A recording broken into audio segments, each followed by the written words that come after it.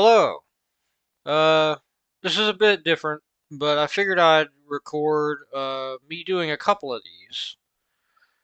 Since I'm doing the thing where I'm I guess transcribing, transliterating, whatever, the all of the asterisked stuff in Principia Mathematica Volume 1 into conceptual geometry compliant graphs.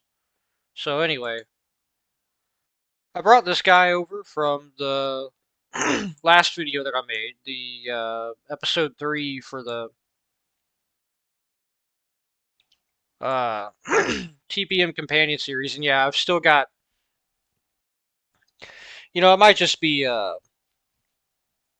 I've got a little heater in my room that I use as like a dehumidifier too. So it might just be that I had that on. Last time I really was kind of feeling under the weather, but we're gonna have this guy as our mascot again to, you know, keep things kind of cheery. So I was in the middle, and I'm not gonna do all of them. I'm not gonna video uh, video record all of the ones that I do, mind you. But yeah, uh, yeah, I figured I'd record me doing a couple of them. So this one is asterisk 213.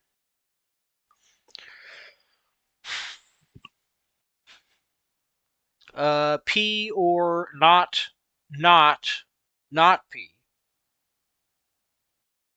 As an assertion. Page 106. That's in the edition that I have. It's rough draft printing, 1910. I can include the Amazon link in the description for anyone who wants to get this version. I really like it. It even seemingly has like authentic like crossouts and stuff like errata. So that's pretty cool. I think that's the term for it whenever like something is crossed out with pen in an edition of a book. But anyway, this is what this is. Now, I need to remember to put the attached note under it in the image. So the next one is not P implies not P implies P or not P implies P or not P. Yeah, not P. Okay. So that's gonna be a okay. So I need to go over here and get one of these structures. As you can see, I put these meta charts up on my X account so that if anyone wants to use them, they can use them. I use this stuff, which is called Ge'ez script. It's the Ethiopian language. I used it since, Hebrew and Greek are common notations, common like notation stuff. I figured using Ge'ez for nesting, since I'm not sure if there is any standardized nesting notation. I figured it'd be neat to invent one. Also, because Ge'ez, I promise you, I will figure out how to make a mute hotkey. But Ge'ez, I think, isn't actually used as notation in anything, like in logic or math at least. So, you know. Okay, so, right. So this it kind of takes a bit of explaining, but in Ge'ez, you don't have like capital or small letters, but you have like the basic version of the letter, and then that letter plus a vowel sound. So basically, I'm using them as they go left to right on the table on Wikipedia because I assume that they have it organized properly. I'm not sure how to pronounce it, but the way that they're normally organized, like ordered, is like the uh I should probably look it up before saying it, but there's like a so these are ordered first in order of like yeah, it's kind of difficult to explain, but the point is that it goes basically one, then the next, then the next, then the next, left to right. I've only got down to four. I think there's seven for each of the main characters in Gaz. I only got four, and similarly, these are the numbers in Gaz. So that's one, two, three, four, or at least it should be, if I copy pasted stuff right. I only got to four because I would like to think, and I've looked ahead a little bit in the book. I don't think there will be nesting that requires more than four. Um,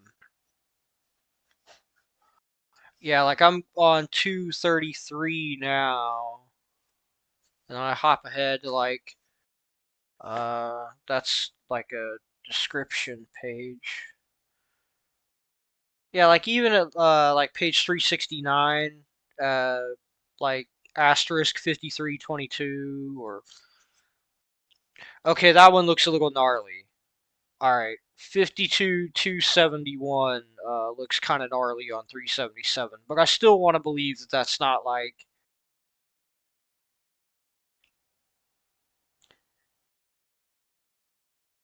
okay, yeah, that is kind of gnarly. Okay, I still want to believe that that's not like that bad.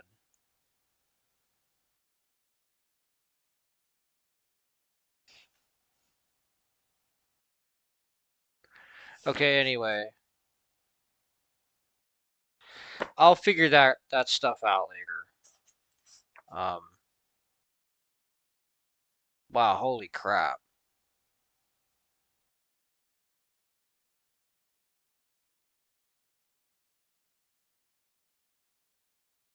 Yeah, wow.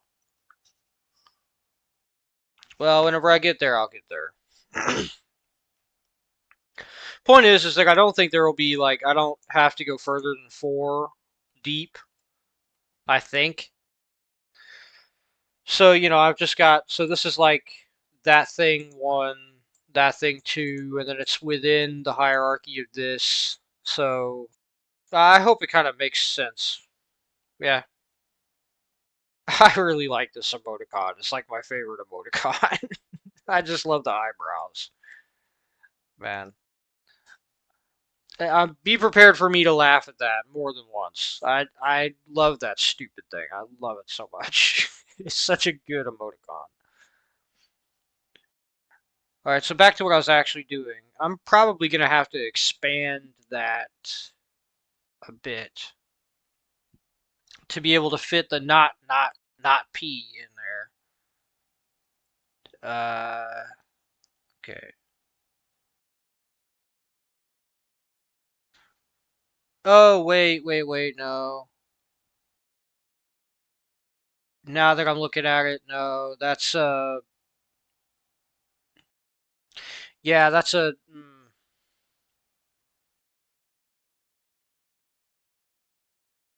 yeah, I'm gonna need this actually, I think. Yeah, okay.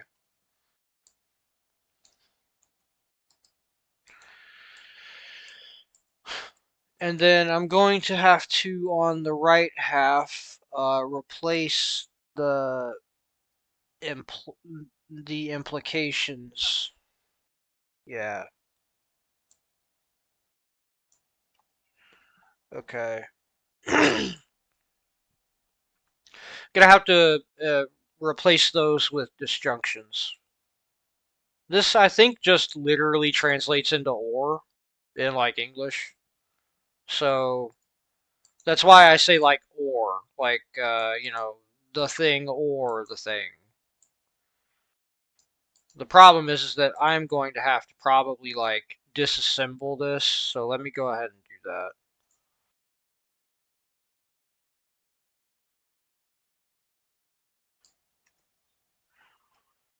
Wow, is that actually messed up? Did that get messed up somehow? Oh, it is. Ooh, that stinks. I don't know how I did that. That's okay though. There we go, all better. Perfect. Yeah, I don't know how the heck that happened. We're good though. Okay, so I probably need to disassemble the box here. And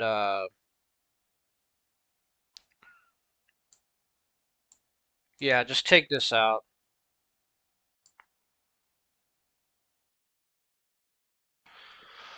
So that'll be, so that's just P or not P. That's fine.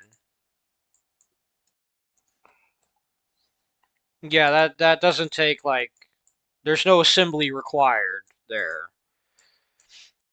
So P or not P, and then up at the top left is, yeah, that's gnarly. I'm gonna have to disassemble that. Probably just knock down that whole wall. Remodeling. This is like logic remodeling.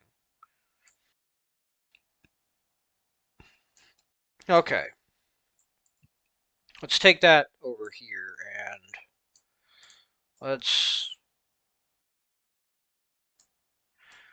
because my noggin, I just don't like whenever things look bad. So I want to actually make it not look bad. I guess I guess I'm overthinking it a bit. I could just take this, right? I didn't want to do that. But the beautiful thing about Paint 3D is that can be annoying sometimes, but it's nice other times. Like right then when you could just paste it and it just pastes right where it was instead of like centered on the screen.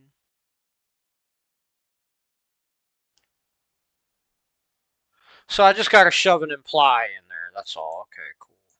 I'll just scalp the imply from that box. Now I don't understand that. I don't understand how. I guess it's fine. I don't understand how some of these boxes got a little mixed up on the sizing, but it's okay.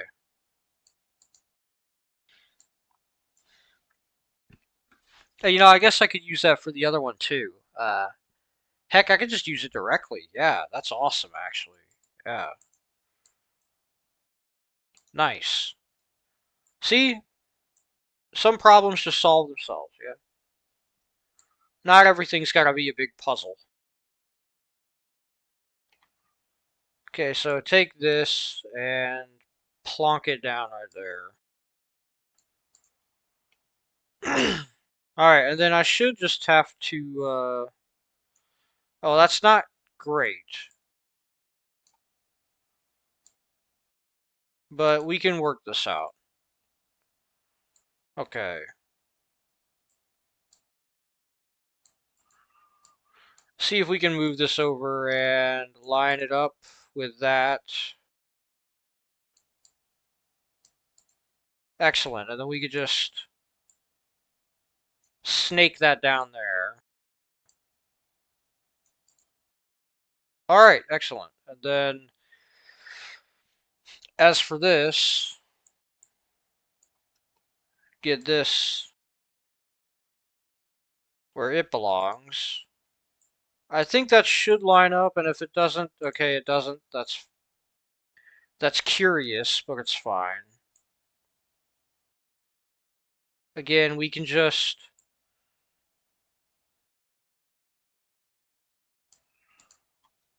line it up that way. And there we go. Ears getting itchy.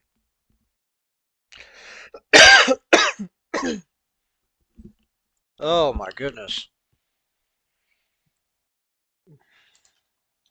Alright. Well, that looks like a bit of a mess, but thankfully the only thing necessary now is to just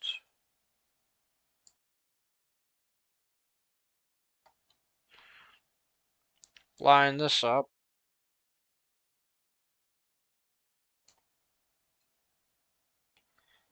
Hey, what the heck? I don't like the little gray bit. I don't know why there's a gray bit around it.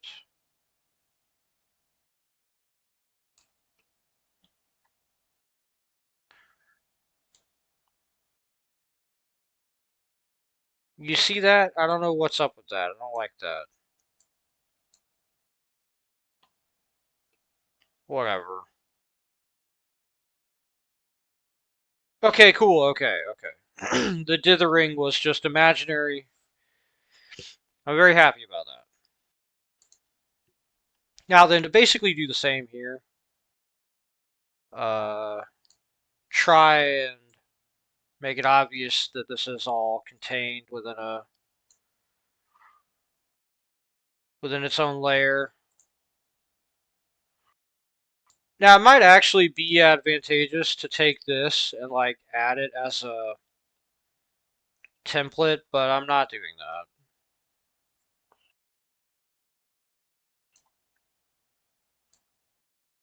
But hopefully you get why like I use the meta charts now. What is that? But hopefully you get why I use the meta charts.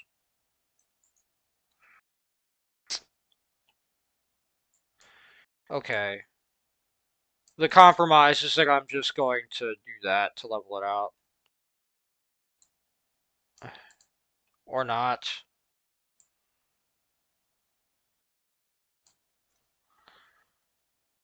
Okay.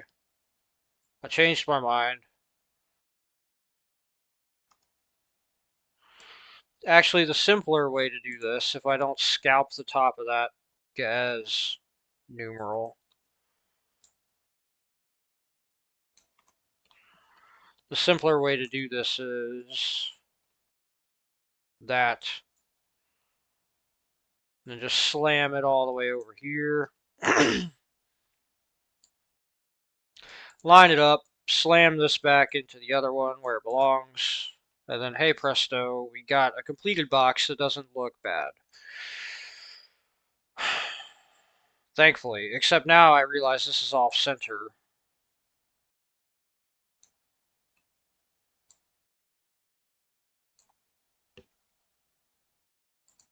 There we go. I'm going to pretend that I don't care if it's perfectly centered. I do, but let's pretend that I don't, for the sake of my sanity.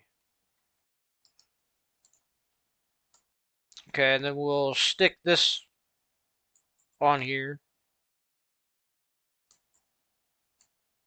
Shorten this a little bit more. All right, excellent. Now, the next one, thankfully, is graciously very simple in comparison. Not P or not P. Okay, well, I'll just scalp this for that.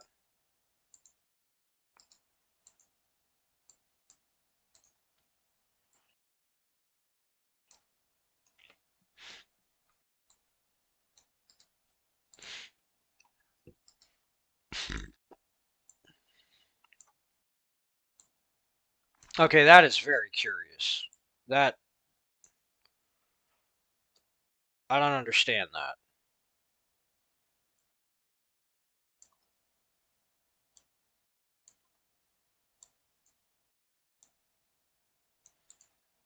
Okay.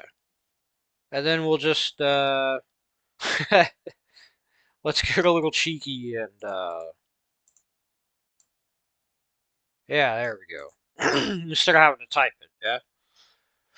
Okay. And that is, uh, 212, not P over P. Alright.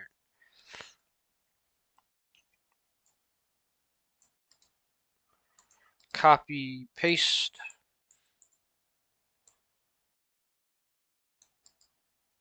Copy, paste. not P. Well, hold on. Let me.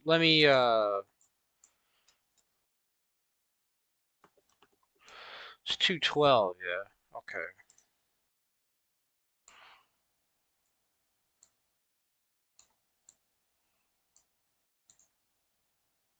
And then it's not P over P.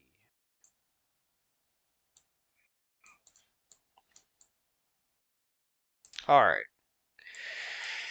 Okay. Okay. Excellent.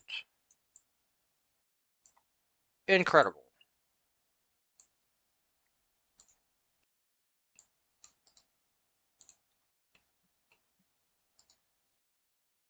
Nice and simple. I'll just scalp this from over here.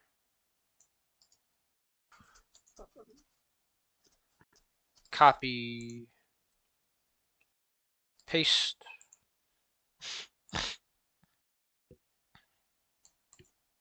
Excellent. Let's tinyfy that a little bit, make it less cramped.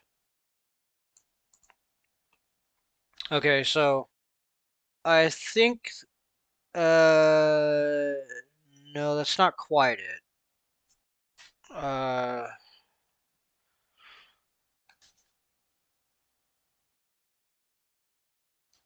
P or not P implies P or not P.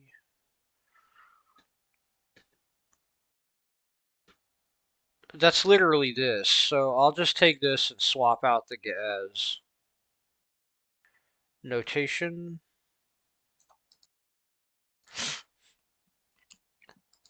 Paste. Yeah, we'll just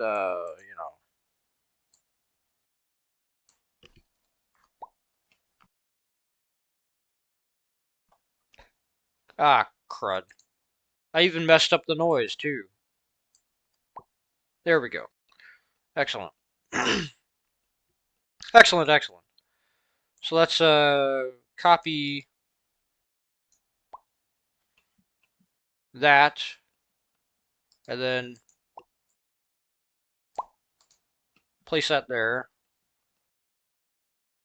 Ah, how did that happen? Ugh. Now I know that's an error. Hold on. There we go. Goodness.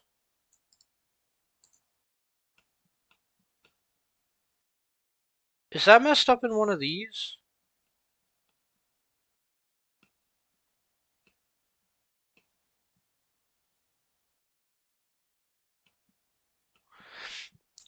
Yeah, I might have to save this. And by the way, I'm gonna cut whenever I go to save because I don't want to show all of my file stuff on screen.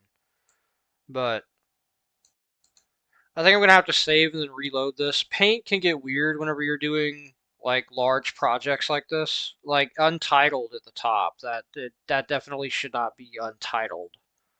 It should have the name of the meta chart that I was working with. Which, as I said, I upload the meta charts onto my X account if you, for some reason, want, or anyone else, wants these to use. Even if only to goof around with, right?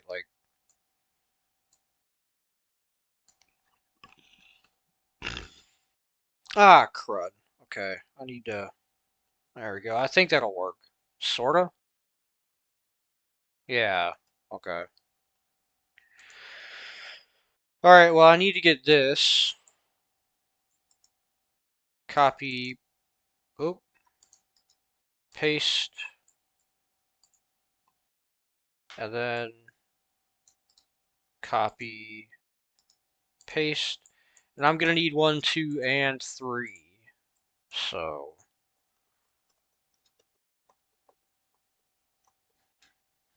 Excellent. Excellent, excellent.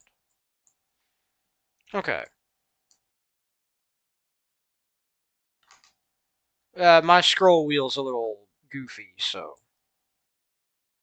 if you see my stuff zoom in and out quickly like that. That's me struggling with my darn scroll wheel to get it to stop being dim. Heh, get it? Eh, eh. Okay. Let's get that one over there.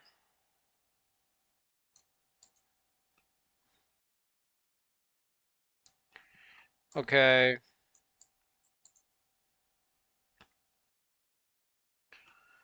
Uh, yeah, okay. So I did already get this over there. I don't know why I still had it like that. Okay.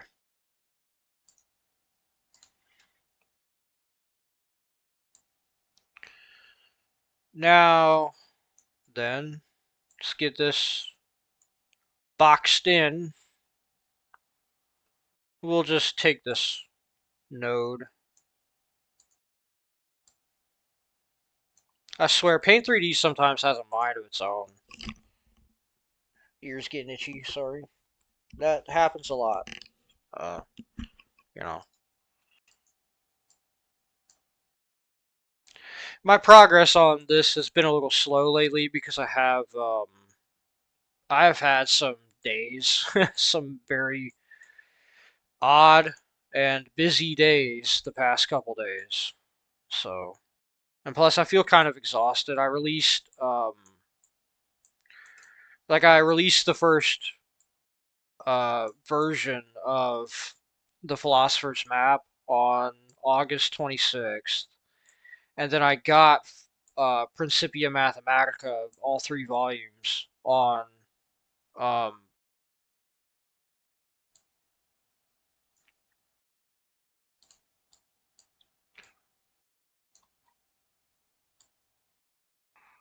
okay, on the 29th, and then I nonstop read Principia Mathematica like until I want to say the 15th, just to get through the introduction. It took me 3 weeks to get through the first like 100 pages because of how dense the stuff in it is. So, like, yeah, it's just one of those things where um, I basically haven't had a real day off from this stuff, and it can be a little grating. Um, and I'm still trying to just get stuff done while I have weird stuff happen. And not good weird, not like bad weird, but like uh,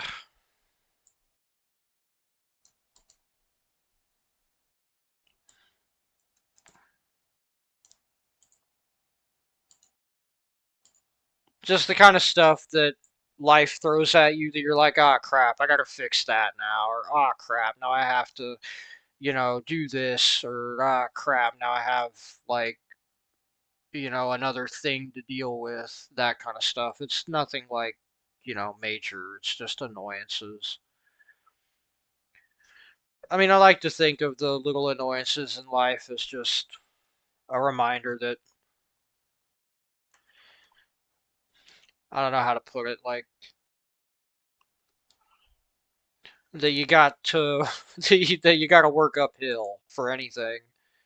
That you no matter what, you will never like just be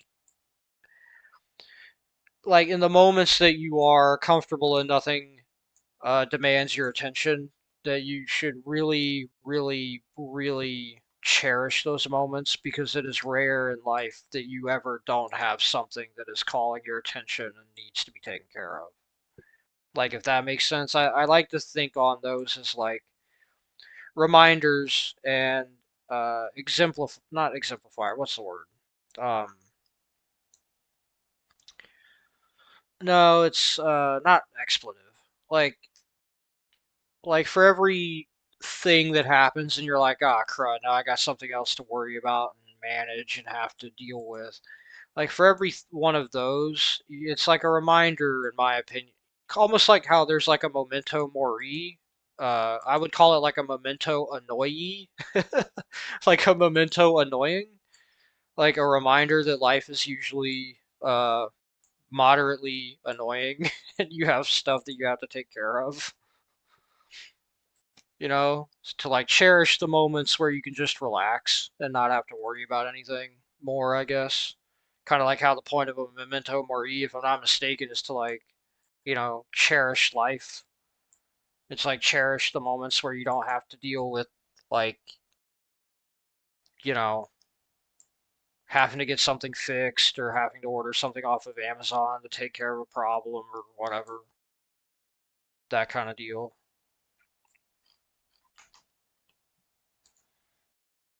Anyway, I think that looks good. I think that's it. I'm I don't include whenever it is literally because at the end of a lot of these proofs or whatever you want to call them, I'm not really sure what to call them exactly yet, but like there's this thing that's after this that is literally just in brackets parentheses 3 dot asterisk 211 dot asterisk 111 and then it's assertion sign colon p or not p. It's literally just the thing. I feel like that's almost like a QED. Like they're just putting it again to show like this all proves this, which I mean it does. I get how it took me a minute, like a long minute to understand like what exactly I'm looking at, like what the point of this stuff is. And if anyone watching this like wants me to explain that, I can. But like the that kind of duplicate text, or if it literally is just like say there's one that I did earlier today. Yeah, where I think it was like just 207 and it's literally just P implies P or P. It's like okay, well, um yeah, that's all it is. It's just a restatement of 207. Like I just put that in the box with the appropriate parenthetical number next to it because it's like it's just repeat text. If you really want to look at it, you can go back and look at it. Like some of these graphs are going to get kind of long and you know. So I'm going to save this one sec. Okay, we should be recording again. I just went ahead and saved that. And I saved and reloaded it. And as you can see up at the top, how it says nested operation 6B, like that's what it should have said, is something to that effect beforehand. I added this note. I'm starting to add notes that are like in the thing itself to it that I feel are kind of necessary for, um, what do you call it?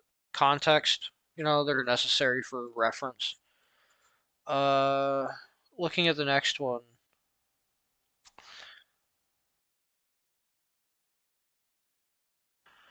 So we've got not P implies P.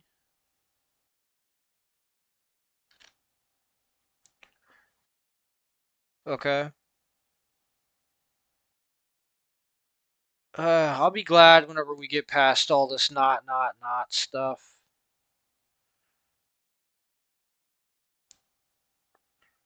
Okay. And yeah, not P implies P. Yeah, that makes sense.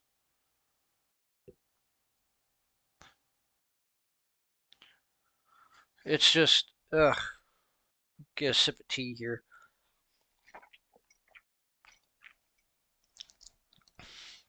It's just a royal pain to deal with it. Expanding these boxes. Okay, so I'm trying to get a read on how much of what we just used we can reuse. Um,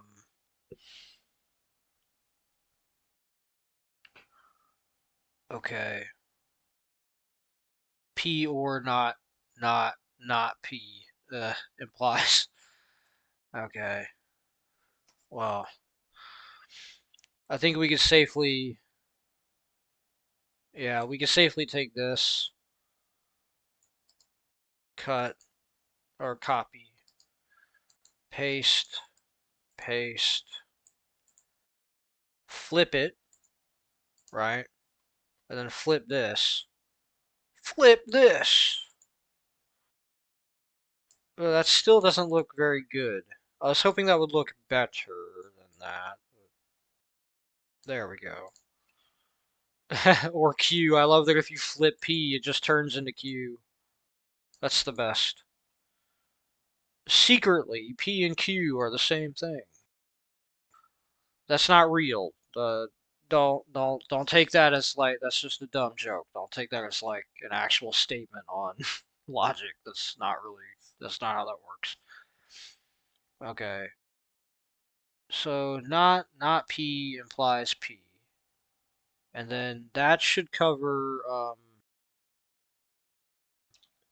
yeah, that should cover what we gotta do next with that. Um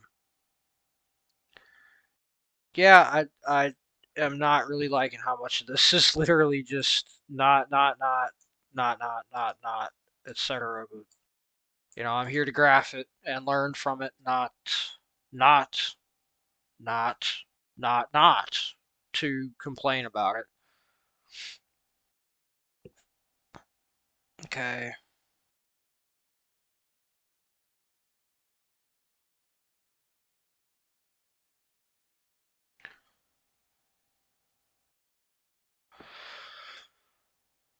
And then I just need a not P implies P.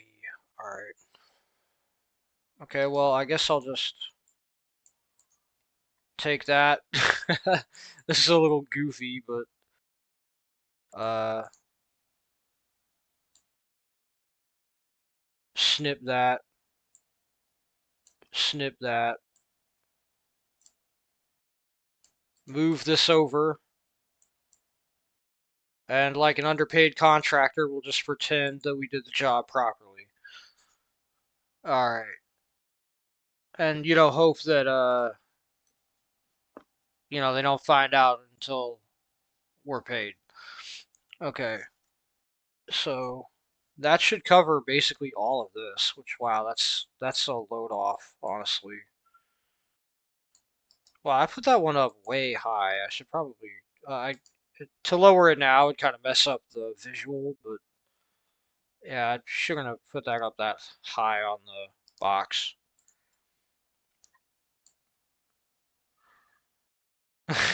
That's uh,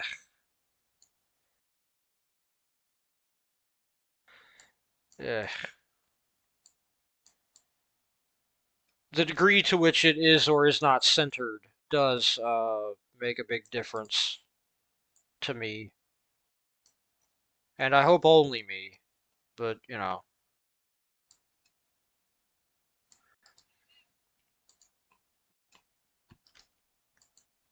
so that is an assertion, right? Okay, yeah, that is an actual assertion, and that is. Mm, yeah, okay, yeah, that's not P.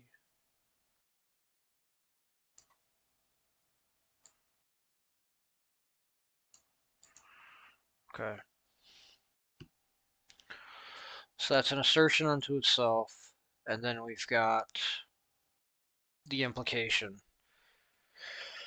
which for these two chuckleheads, I'm just going to scalp this.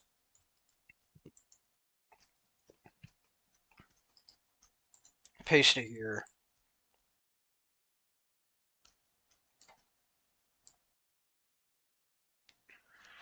And yeah, align this first.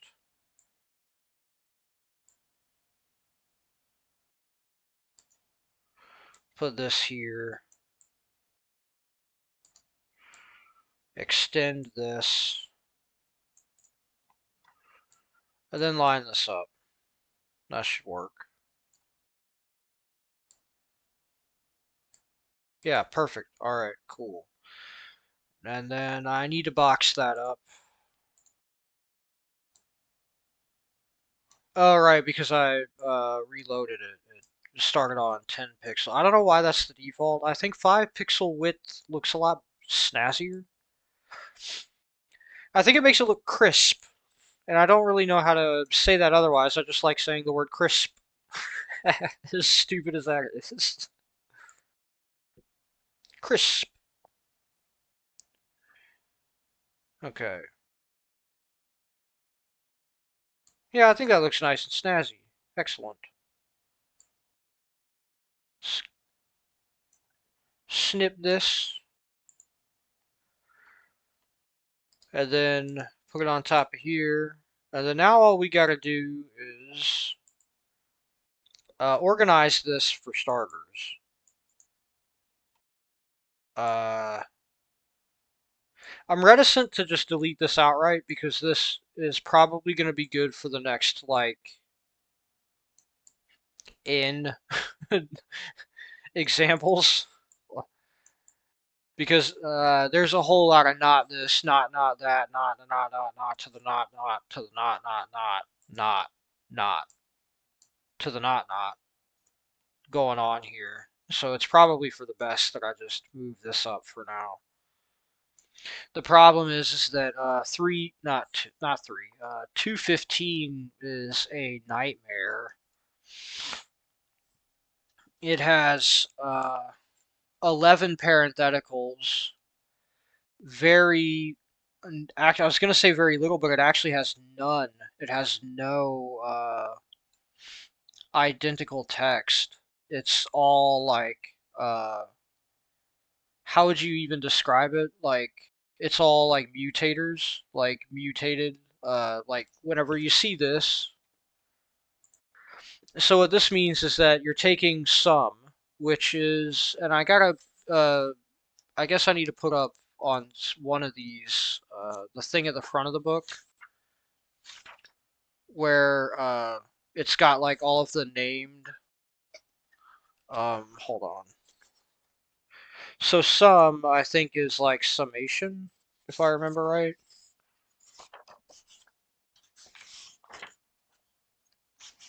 Something like that.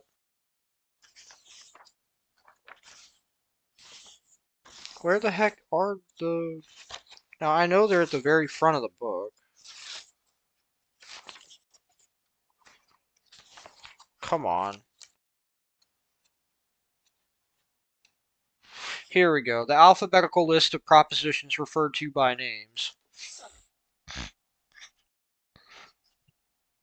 Sorry if that was a little gross. I can't, help that.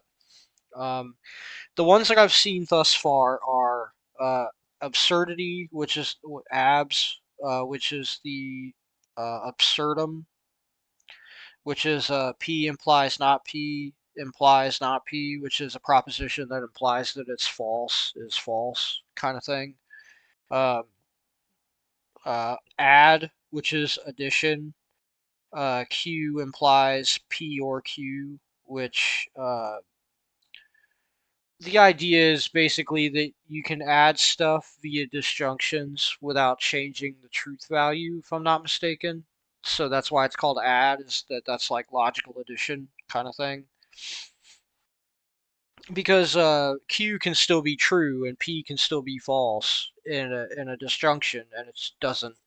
There's no like, oh no, that doesn't make. There's no contradiction there. Like basically Q implies P or Q means that basically uh, whatever value P has doesn't matter because Q being true would still.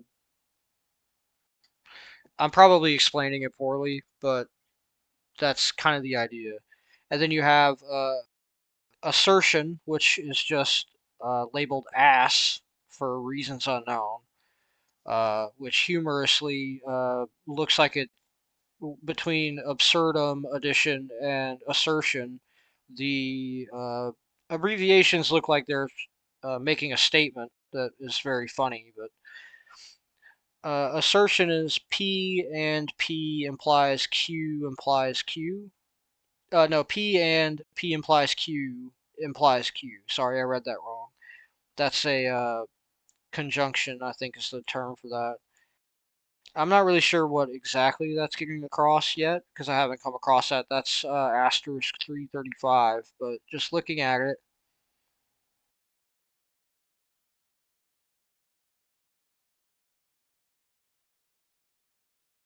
yeah, see, this is one of those things where my kinesthetic synesthesia is picking it up, but I don't know how to translate it into language.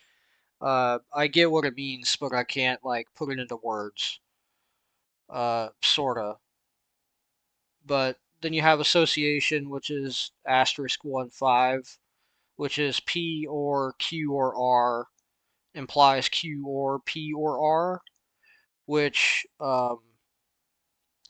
that's the associative property. I get the idea is that you can basically swap those around like without really changing anything. Um, that basically P or Q or R is essentially the same as Q or P or R for the same reason that addition works. The Q implies P or Q. Um, and then you have I think that's the commutative principle, which is P, and you get the idea. So you get down to sum, which is 1 6, and that is Q implies R implies that P or Q implies P or R, which, if I'm not mistaken, if I go back to that, uh, it's up here in the one. And I haven't done the ones yet, curiously. I just kind of didn't think to graph them until I got into the early twos. But, yeah, it says right here under 1*1 6. This principle states if Q implies R, then P or Q implies P or R. In other words, in an implication, an alternative may be added to both premise and conclusion without impairing the truth of the implication. The principle will be called the principle of summation and will be referred to as sum. Right?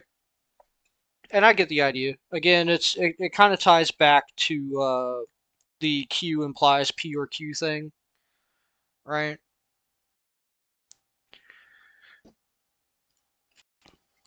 My ear's itchy. Darn it! Ow! Crap.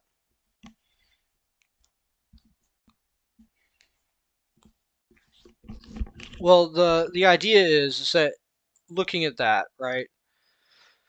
So you replace for every instance of P, which is on the bottom.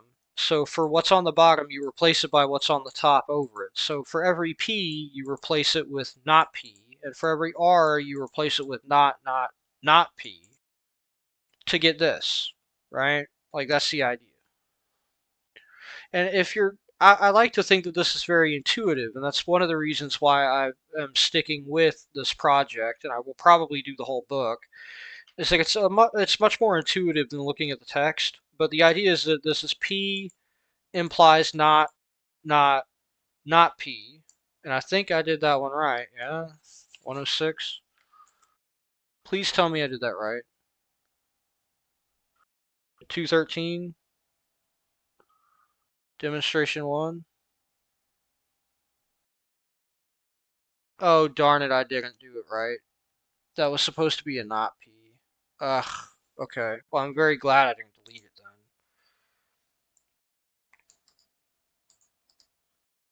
then. Ugh. Because that is what that is, right?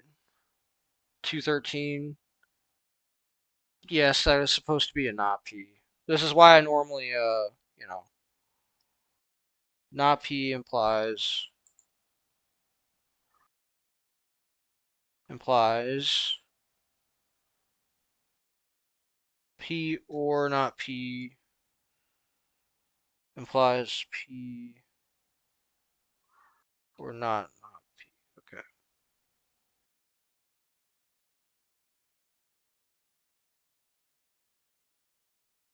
Okay, well, I'm gonna have to save that one again, so I'll make a mental note of that.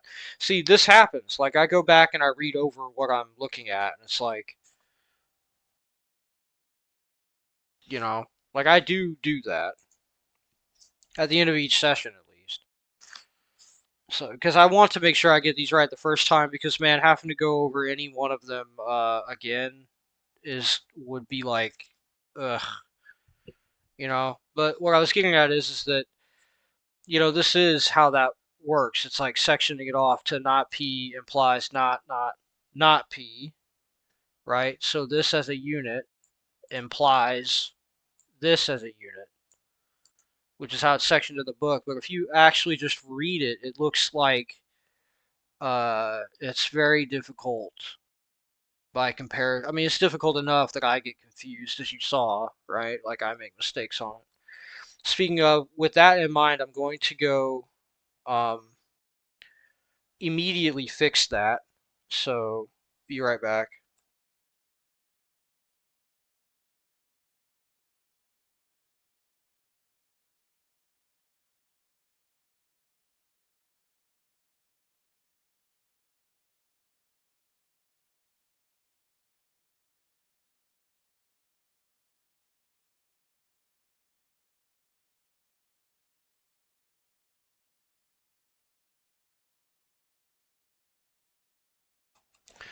Okay, with that, hopefully, again, my brain just gets melted doing this stuff. But yeah, with that fixed, with the handy dandy flip tool. So yeah, this would have been Q, this would have been R. You get the idea? So that's like instead of Q implies R, it's P implies it's not P implies not P or whatever. And instead of P or R, I think that's supposed to be what that is. Yeah. You get the idea, I hope. I'm very glad that I caught that because wow, I feel giga dim. I feel mega hyper stupid. I definitely should not have made that mistake. Well, this is why you go over what you're working on. And speaking of, I'm going to make sure I got this right instead of possibly screwing it up. Did I? Oh, well, thankfully I didn't actually, yeah, anyway. So the point of me explaining all of that is to explain what I'm doing here whenever I put perm, not, not P over Q.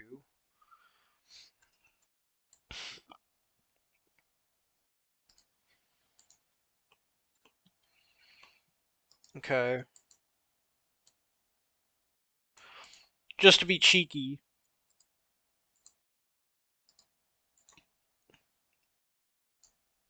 That's what I did to fix the erroneous P from earlier. Okay. So that is going to be permutation.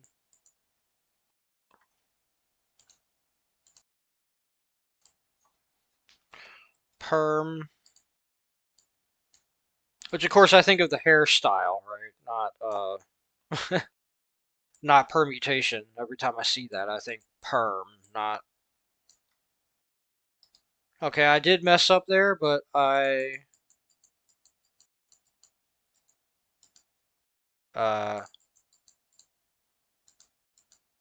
there we go.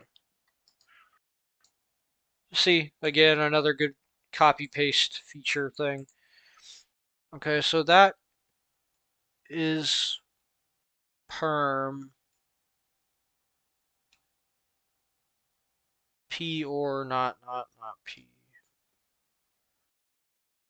Not P or P. And then the other one is not P or P. Okay. So now I need to get this going. 1, 2, 13, 111. Alrighty. And this is 214. Let's move my chair up. Goodness. And I want to do 215 in this session. This recording session, I mean. Uh, just because it's such a nightmare, I want to show it off. Like, holy crap. I am just quadruple checking after that massive screw up. Um, wow. Okay, so this is 214, page 106. Go ahead and get that labeled.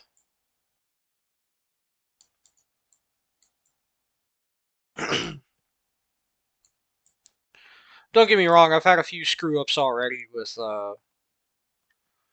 some of the previous ones, but I've caught them, thankfully. That's why I don't like just getting rid of the thing until I know I've actually proofed it, so to speak. I'm not really sure that's the right uh, verbiage for the term proof, but point is that I don't like I don't like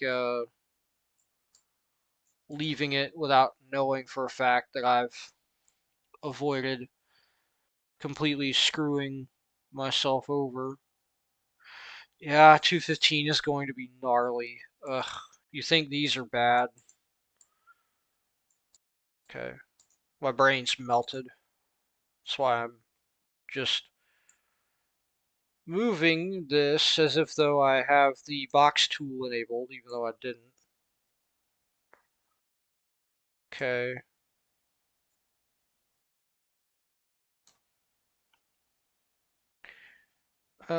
Separate that out a little bit more.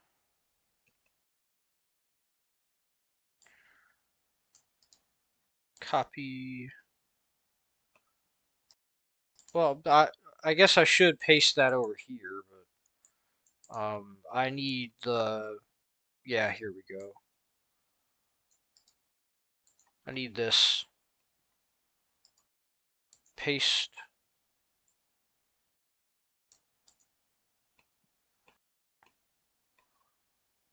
Oh, I'm so dim. Ugh. Well, hold on. Yeah, I guess I'll just paste that. Like I said, my brain has just melted, so that's why I'm having these cognitive difficulties.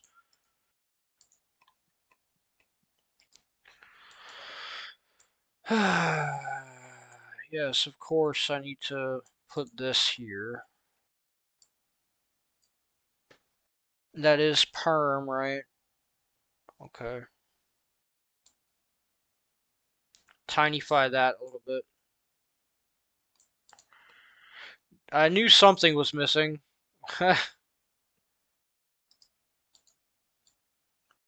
Stick this little fella on there and get this over there before I forget to do it too, like a complete dip. Okay. Now then. Now we can box this up and get it off the assembly line. Finished product.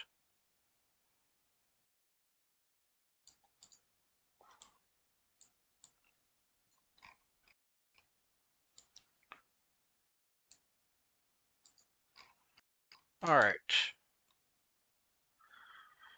There goes my freaking scroll wheel being bad again. Okay. Go ahead and stick this on there. Before I forget to do that, just keep that over there where it's relevant for now.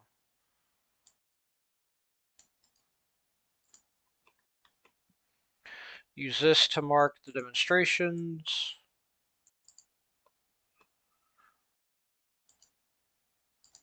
Okay, and excellent.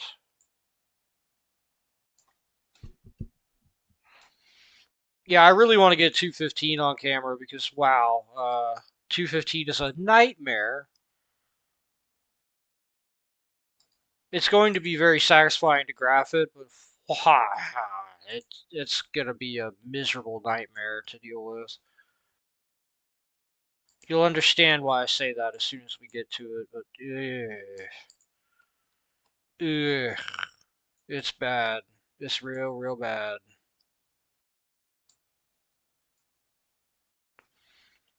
There, I think that's it. Get this moved up here. Try to center it so it looks nice. And I'll save that one.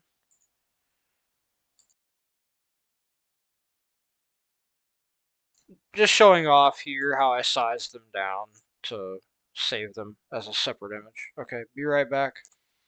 Okay, now we're going up into what looks to be basically the final boss of this whole chapter.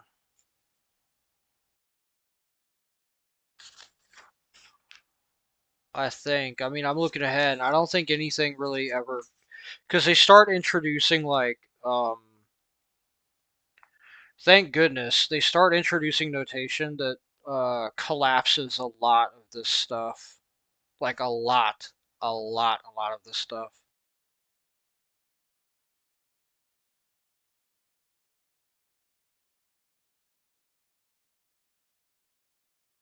I mean, there is another bad one. It looks like. Let me see.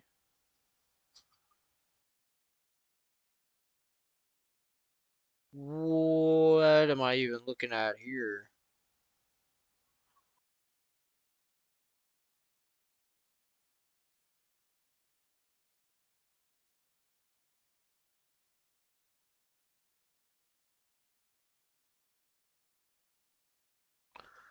Okay, yeah, there's definitely another bad one.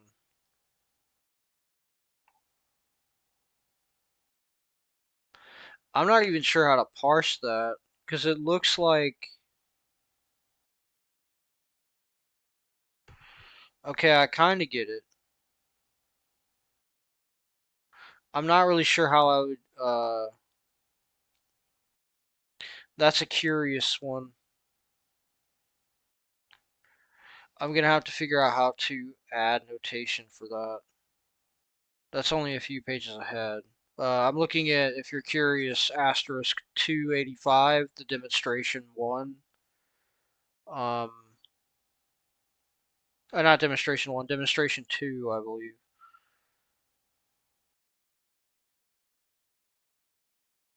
Yeah,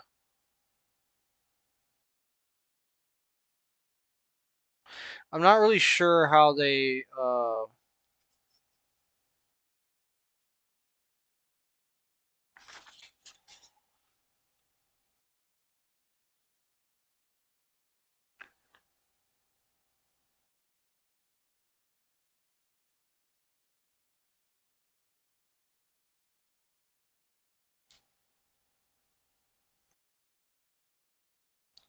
I guess I'll have to deal with it whenever I get there.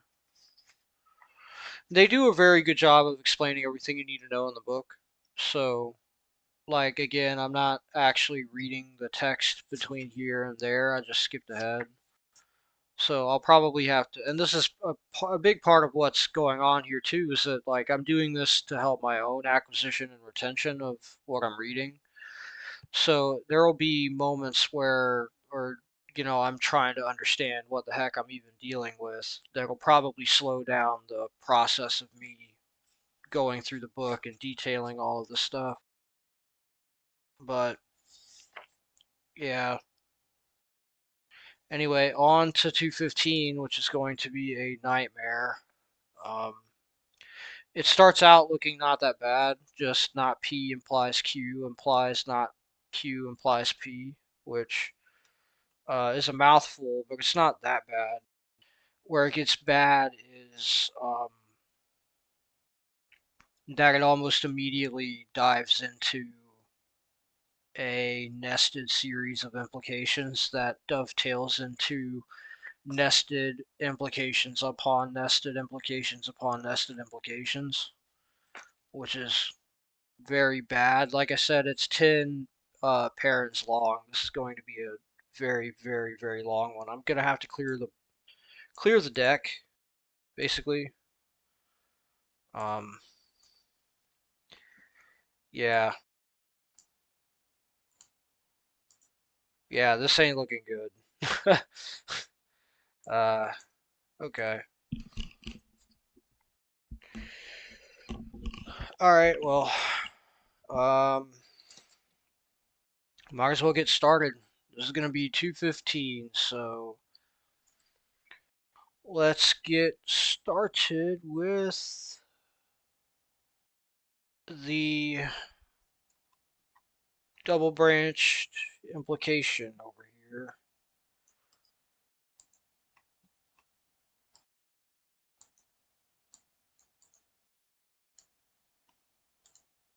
I don't like that.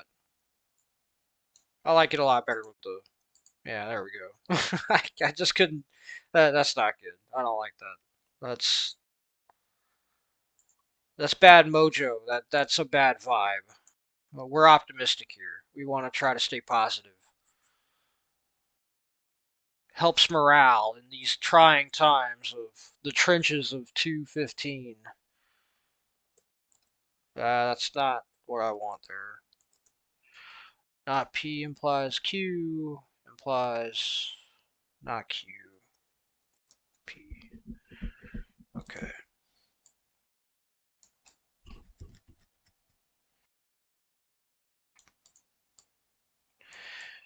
Yeah, it's gonna be a real it's gonna be a struggle.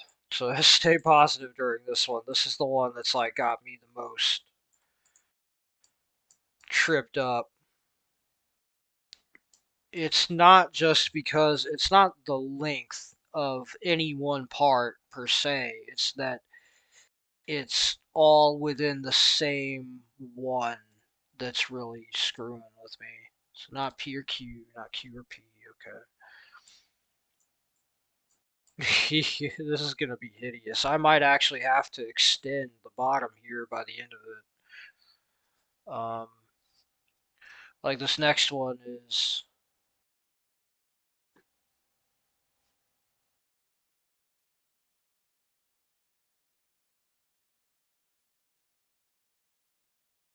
So that's a double branch that branches into a doubled split. Do I have a thing for that? I think this would work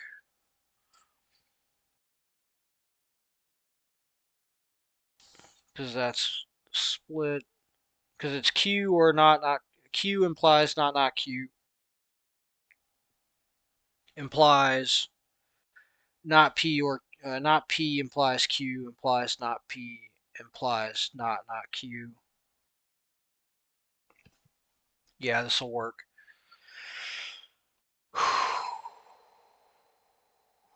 Okay, well, I guess I'll just take this.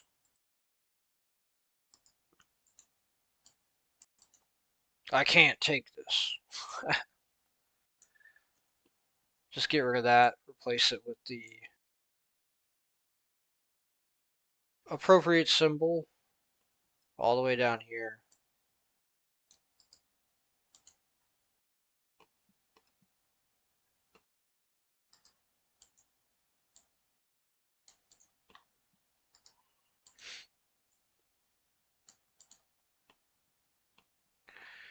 And of course, ah,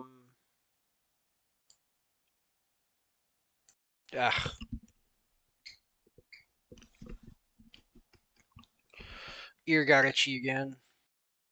Let's cut that down a bit. This is going to be long enough as it is vertically. So I really don't want to have too much vertical space being taken up by stuff that doesn't. Okay. Q, not Q. Let me make sure I read that right.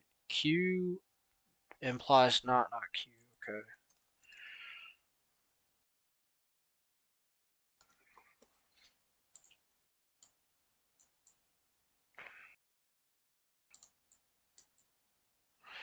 Ugh. Yeah. I don't like that, but we can do a little bit of renovating here. Just move that sucker over a little bit.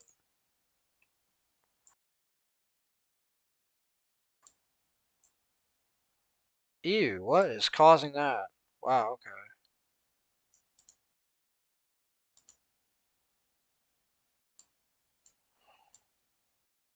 Yeah, whatever.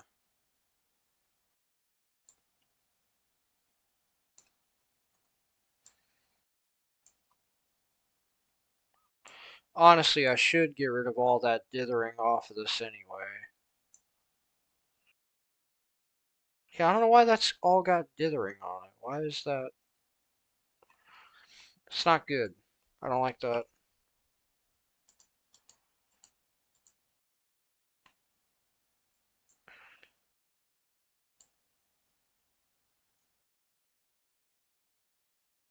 Well, that solves it, even if it's a bit of a goofy solution.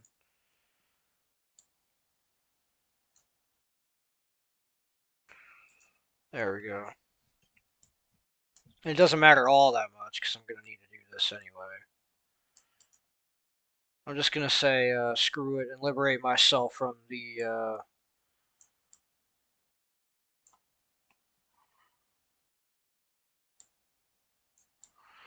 the incorrect perceived necessity of obeying dithering as a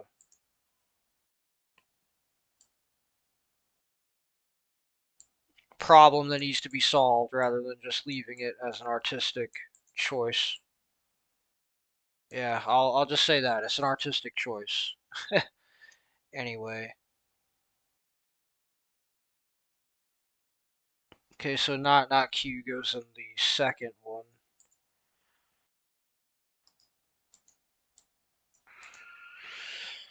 and then it's not P, not P, Q. Okay,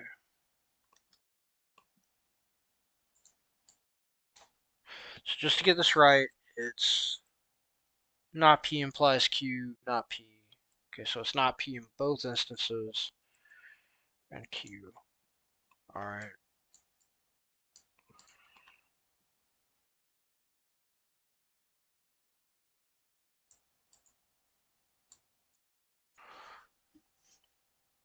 Just, I'm so super nervous of making another mistake after that last one. So Q question mark, then not P.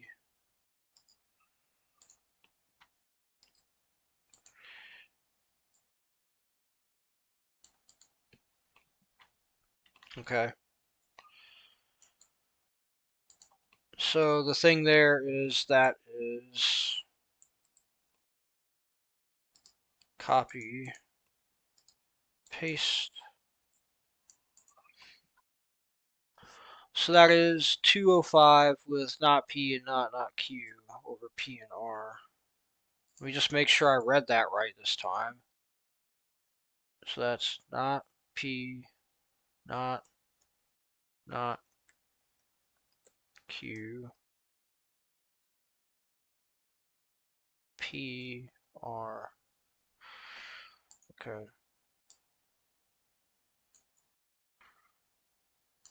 Wow, that barely fit. That's pretty cool.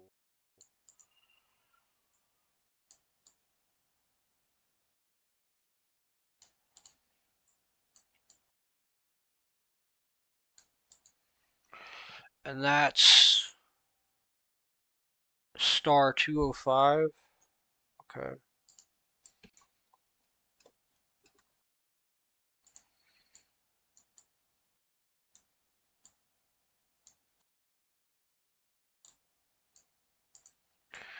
Excellent.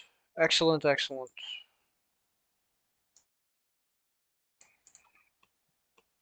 Alright.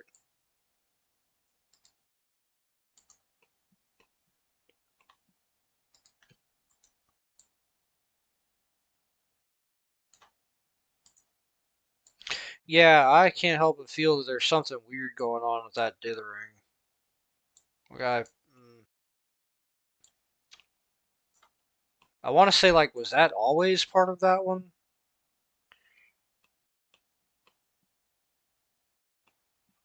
Yeah, because there's like not really any dithering on some of this stuff.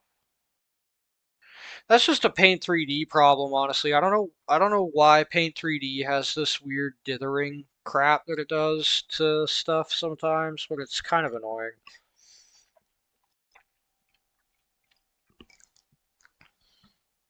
I try not to pay attention to it, but it's kind of difficult for me. But I do remain positive, so you know. Anyway, next one is star 212 Q over P, so I might as well go ahead and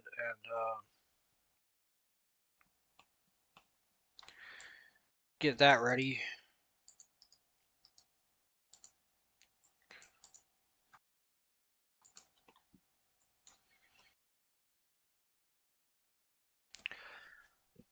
Again, that's Q over P.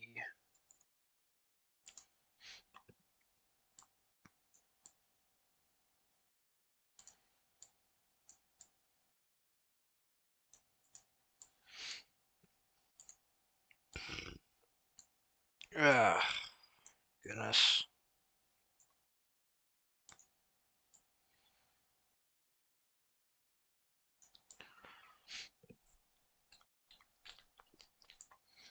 Okay. That is Q over P, right? And this one is thankfully mercifully short. It's just Q implies not Q.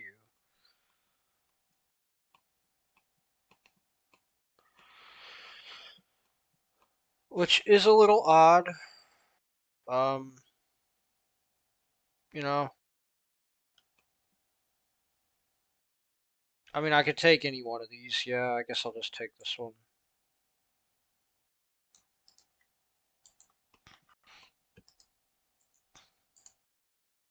Move this out just a tad. Just a tad bit.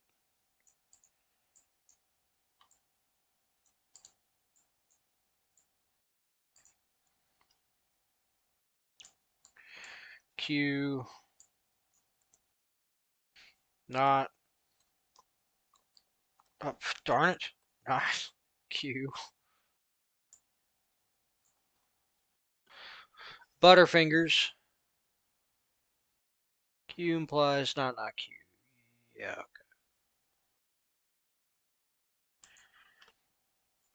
See that dithering? I don't get that. I don't get why it can't just look exactly like it did whenever I typed it.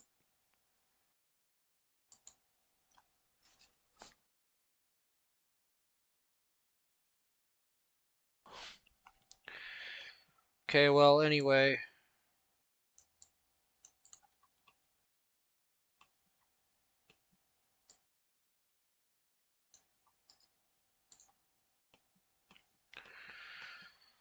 That's it. We're gonna be leaving the simple ones soon, so, you know, that's gonna be a hoot.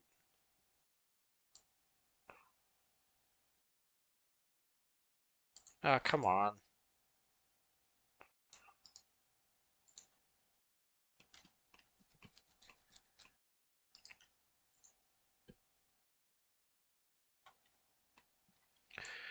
Yeah, that's gonna be distressing.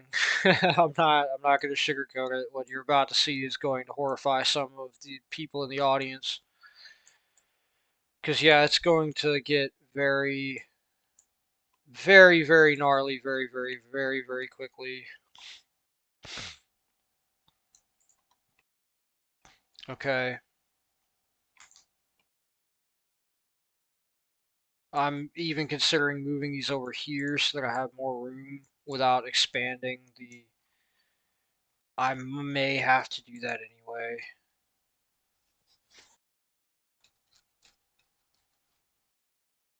Uh, yeah, I think I'm going to expand the canvas a little bit.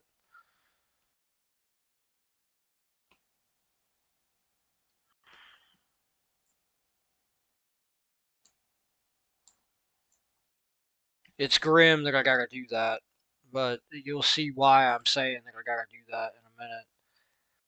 Okay, so here we get into another dual split. That's 1 and 2 and star 111.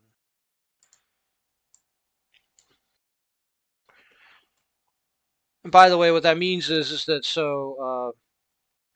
I typed that wrong. So this one up here is 1, this is 2, so it's 1 with a conjunction, 2 with a conjunction, asterisk, 1, 11. That's what that means. And I forgot the other bracket because I am dim. Copy, paste, flip, pretend that I did it right the first time. Yeah. Okay, I think I put it too close. Is that convincing? I don't think it is. There we go. I think that's proper spacing. Anyway.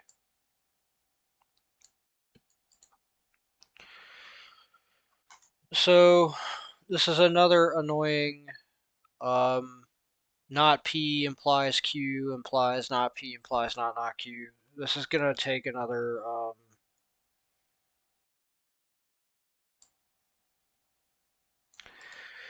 like I said, an annoying, like, have to expand the box. Well, that's not good. Okay, let me just do this then. So if you see the boxes that are a little bit weird in this is why. Like if you go look at the images, it's because, yeah, man, I'm not like making a bespoke diagram every single time. That would be actually like insane. I'm not doing that. You gotta try to optimize stuff, you know? Like you can't just do everything in a completely, like I said, bespoke manner. And when you're doing something like this, you go nutty. I mean, it's already going to take enough time as it is. Um, yeah, not P implies Q. Yeah, it's already going to take enough time as it is. You know, this may very well take me like upwards of a year. So,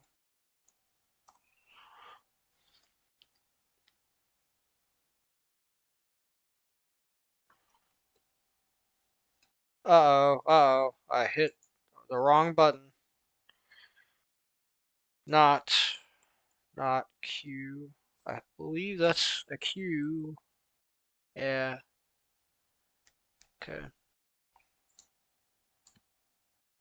Yeah, I mean, I fully understand that if I want to commit to this, and I'm not making any promises. I have all the intention of the world of doing like the whole book, but if it turns out that that might be like infeasible for some reason, then yeah, I'm not going to do the whole book. But I'll try. But it'll take me, I mean, this is the very last one at the very end of the book is on page 666. 9758. I'm on 215 on page 106.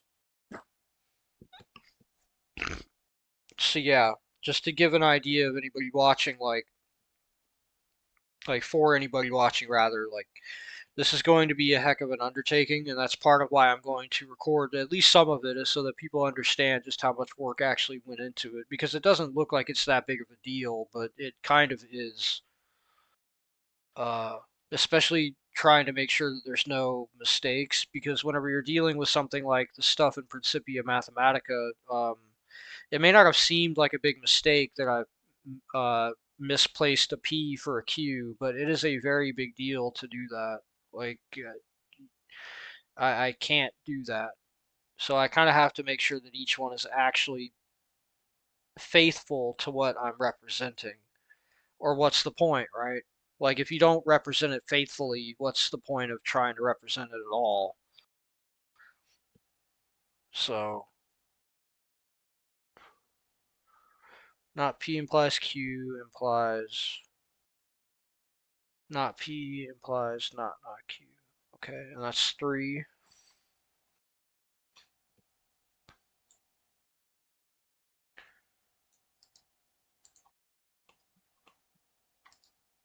I want to make sure that there are no errors in any of it.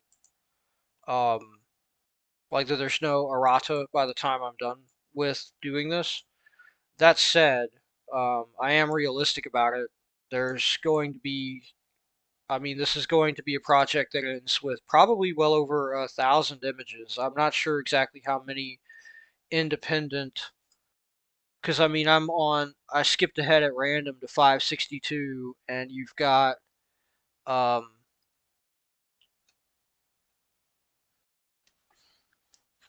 let me make sure this isn't like a, yeah, that is a very particular one.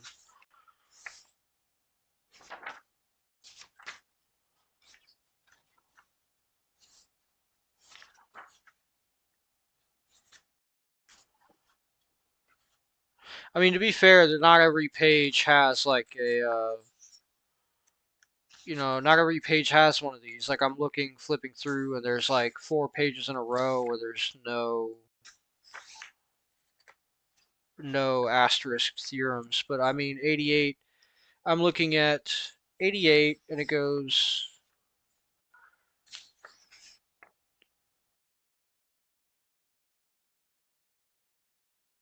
from 8801 to 02, 03, 1, 11, 12, 13, 14, 15, 2, 21, 22, 23, 24, 25, 26, 3, 31, 32, 33, um, 34, 35, 36, 36, 1, 37, 37, 1, 37, 2, 37, 3, 38, 39, 4, 41, 41, 1, 42, 43, 43, 1, 44, 44, 1, 45, 46, 47, 48, 5, 51, 52, 53, and that's just 88.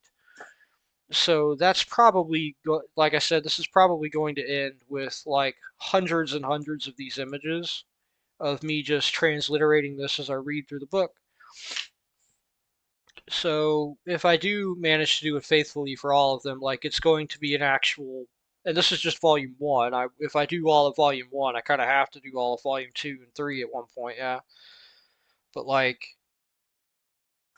I just wanted to give an idea to anyone watching this that that's what's ahead of me, and I fully understand that. Uh, Let me go ahead and get the. I think that's called a lemma. It's kind of amazing that they have so many lemmas whenever they all run off a cliff every year. Heh. Anyway, so that's not P and not Q over P and Q. Not P, not Q, P, Q. Q, not tilde.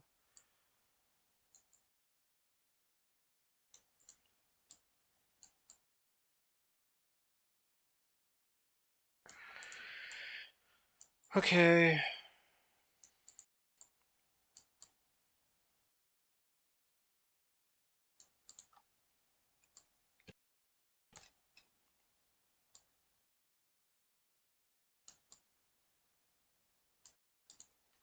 And that's asterisk 203.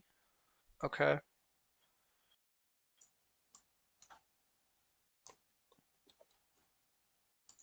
All right.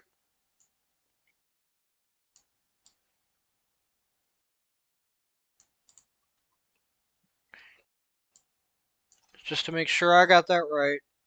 Not P over P, not Q over Q. Okay. And this one is not P implies not Q implies not Q implies not P.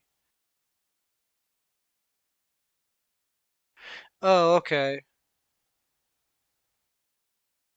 Yeah, all right. It's just another. It's basically just the previous one, it looks like. Let me just make sure I got that absolutely clear.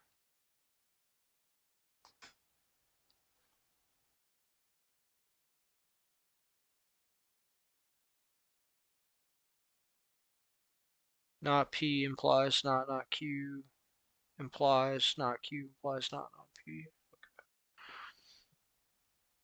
Yeah, I think I'll just ooh no, okay, I realize why I can't just copy that. Right, because I'm going to have to make more room again for the not Q. Uh Not P. Well, I have that on the first. Implies not Q. Okay, so I could just the intelligent thing to do here.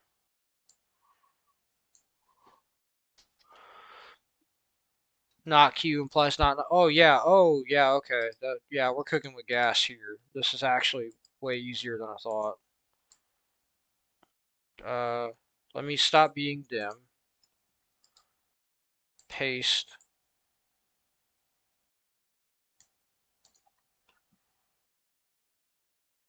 That looks kind of ugly, not gonna lie, but it's fine. We can just crop that. Okay, so here's the trick, right? So that's again not P implies not Q.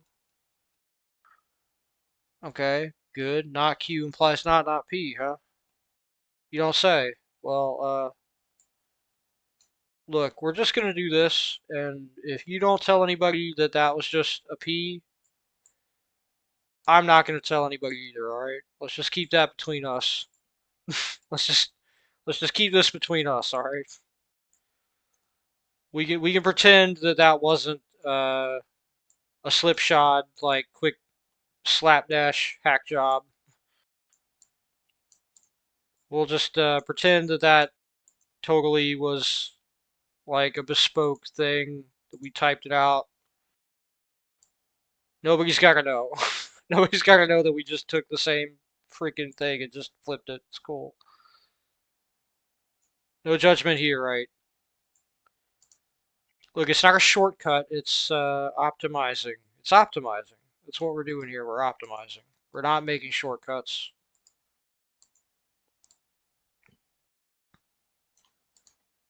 All right.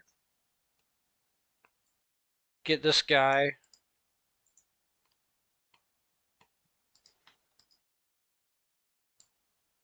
Alrighty.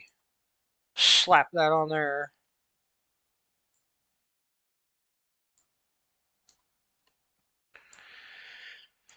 Okay, good, good, good, good, good, good, very good.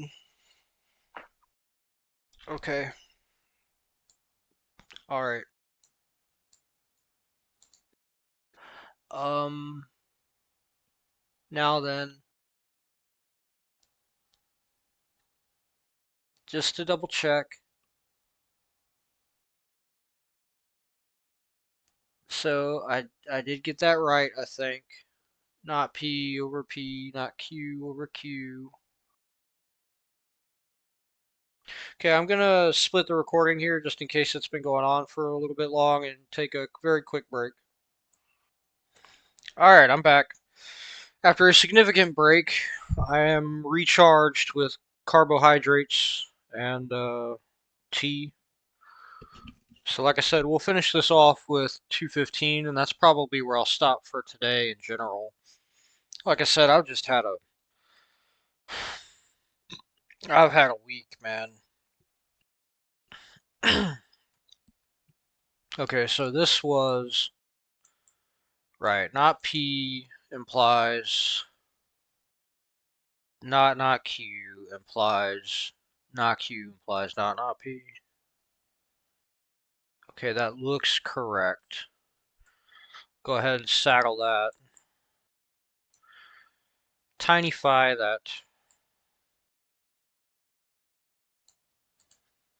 I had a strange thought of like whether or not if you showed like a caveman how bowling works, like if you took an ancient person from out of time, you know, uh, to a bowling alley, how much they would enjoy it. I think it would catch on. I think it's the kind of thing that if you could time travel back and show ancient people's bowling, they would do it. Like it would be a thing that they would figure out how to do. I just feel that it would be like a thing that, like if you managed to do that, it would affect the future in some unknown way. Like those caves in France, you'd see cave paintings of people bowling, and they dig under the sediment layer in the cave, and they'd find like an ancient bowling alley at the back or something. It's just a goofy thought that I had. Anyway, so the next one is where things start getting a little off the rails. This is parentheses 5. Let me go ahead and do like I did with this, and like I want to do with each one of these, and get this. Let me make sure I'm not cutting off anything that I don't want. I don't want to accidentally clip some of the side of that box over there. Okay, so um, this is not Q, not. I should be typing this instead of just saying it. It's kind of nutty how I have no respiratory problems until I get back and start talking. It's just goofy. Glad I got plenty of tea though. I like making a couple like literally a couple gallons, like 2 gallons of my tea at the start of every week. I make for every 500 milliliters, so that's one standard bottle of water. And I think it's just a cup. Like it's about a cup, like the measuring unit cup, an imperial or whatever it's called. Um, I think, I think maybe it's 2 cups. Anyway, for every 500 milliliters of water, my preferred tea is one bag chamomile, one bag oolong, one bag peppermint. It's really, really good. And it acts like a nootropic. I really like it. Okay, so I need to move my chair up. There we go. Yes, I don't know if you can hear that, but I've got a very creaky chair.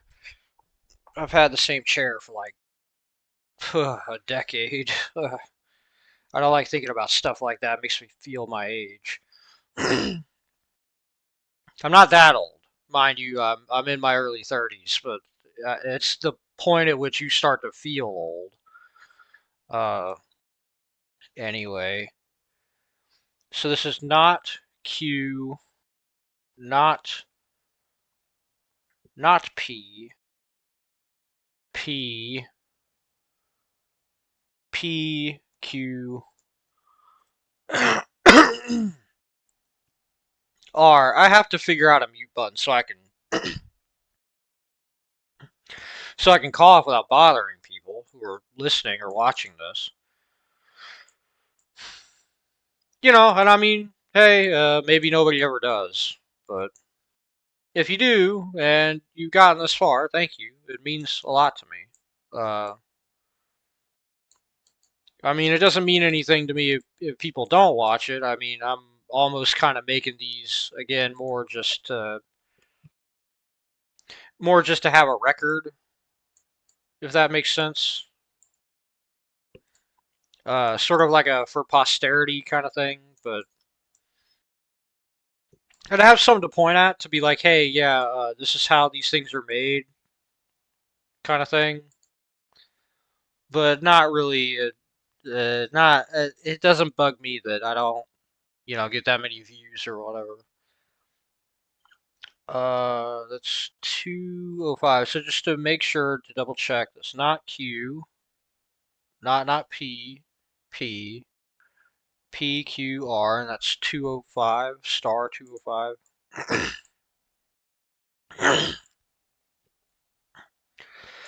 Okay.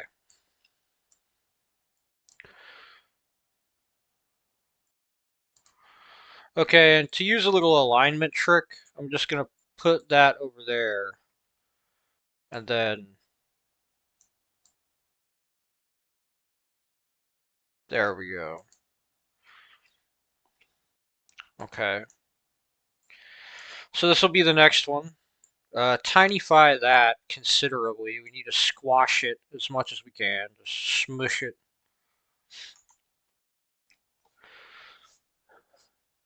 All right. So this next one is not p. Here, I would do well to just type this out. Uh, not not p implies p implies not q implies not p implies not q implies p.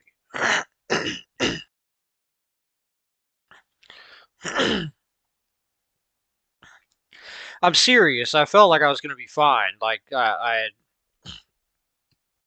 had removed all amphibians from my respiratory system prior to recording again. Yeah. So that's not P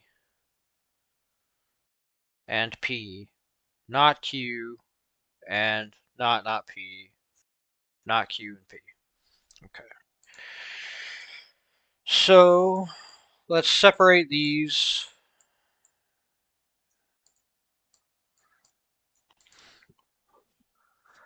So that's not P implies P implies not Q implies not P implies not Q implies P. Okay. So you can see here, like in my head, I can feel and visualize both where that's going, and it's going to be one of these numbers. Well, actually, it probably got one back here, right? Yeah, this will work. I love the mascot. I seriously cannot stress enough how much I love that emoticon. That emoticon is just so cool. Okay, well,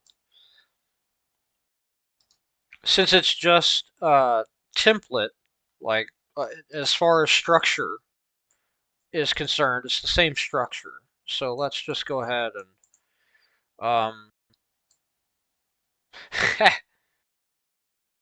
nah, that wouldn't work. I was kind of hoping that would work, but nah, that wouldn't work.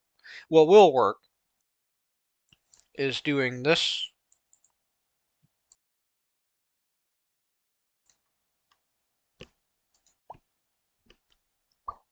There we go. Ah, no, that didn't work. Ah.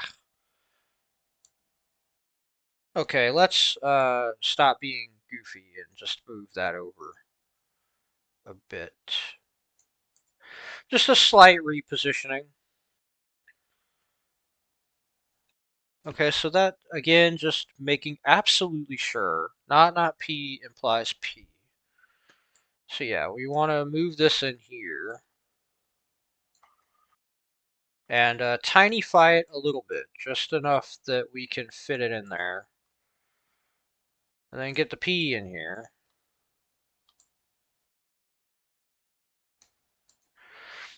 It takes unimaginable restraint not to laugh or crack wise at the phrase, let's get the P in here. Deep inside, my psyche is an 8-year-old willing to crack jokes at the dumbest of. That's the dumbest of stuff.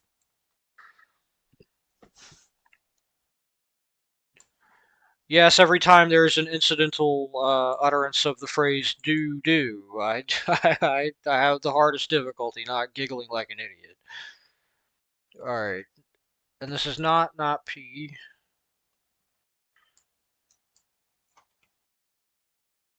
That should hold that, yes. We're going to tinyfy it just a little bit.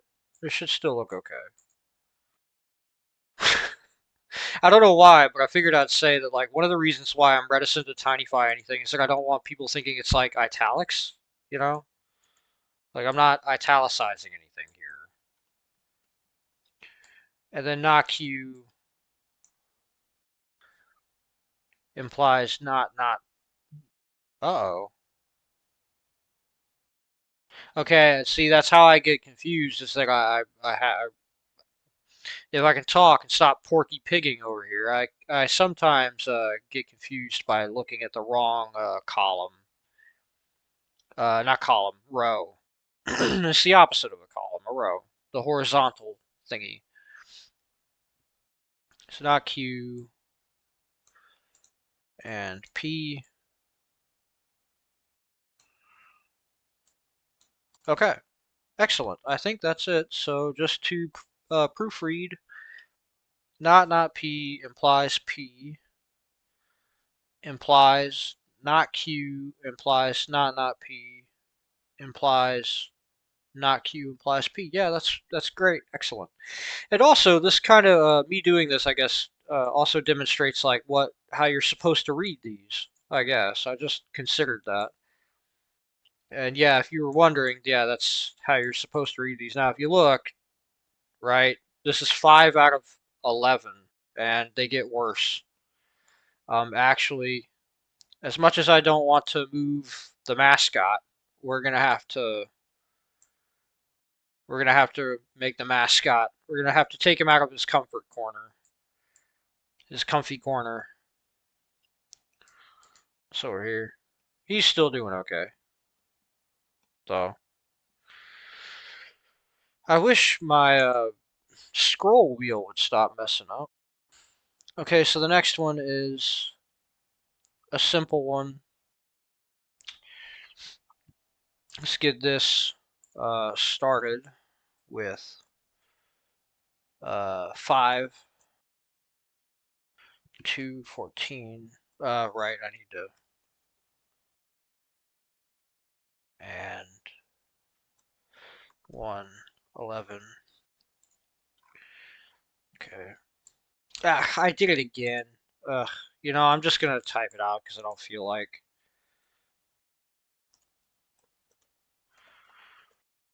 finagling with the darn copy, flip, whatever tools. Sorry if that was a little gross. I just kind of do that at times. I realize some people are a little grossed out by that kind of stuff. But, you're human. You can't really help it.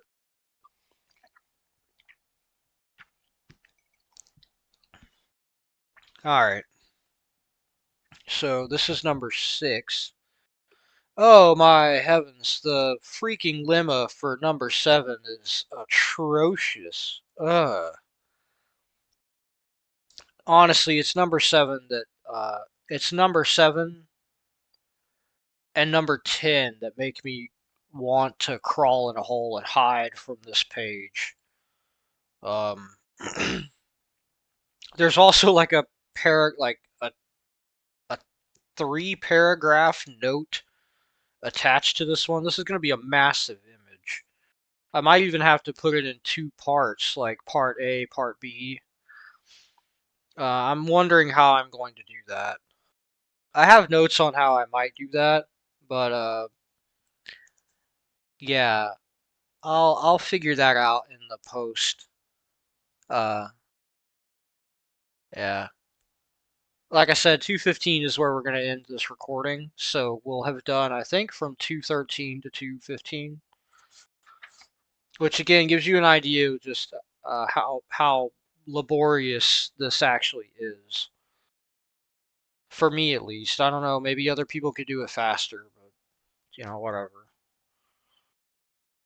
Anyway, so let me type it out. I think that's a good habit for me to get into is typing it out as I read it. So not Q, not P, uh, not P. Then not Q and P. Okay, so these are just compared against one another.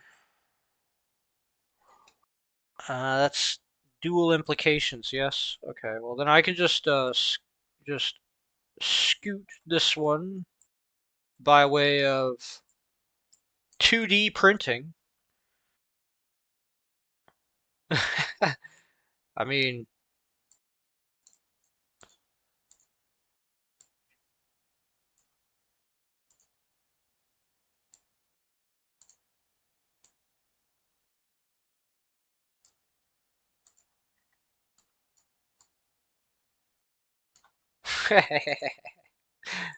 I get such a stupid, childish glee out of doing that. So yeah, not Q, not P, and then not Q implies P. Yeah, we could just cut this.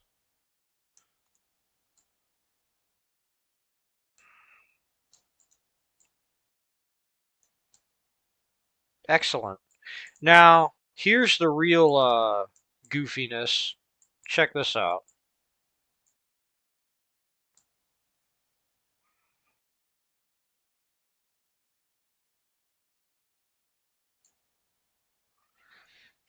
Hold on. Let me do that. And then, because I can always extend that, right? I just don't want it coming out of the right hand side of the dot. And we could do this right here.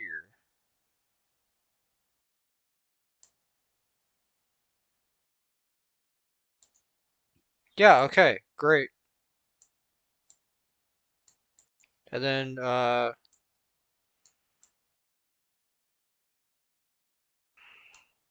do that. Then I can just snip that, move it over here. Aw, yeah. I'm really happy with that. I like that a lot. I could kind of do the same thing over here, honestly, just... Yeah. Now we're getting space efficient. Excellent. Excellent. Perfect. So that is correct, I think. So not Q, not P, not Q and P. Yeah, okay. Yeah, that does it. That's excellent. That's fantastic. I'm very happy about that. Excellent. Wow. See, I mean, sometimes my noggin works in my advantage. Aha. Aha. Ha, ha. Excellent.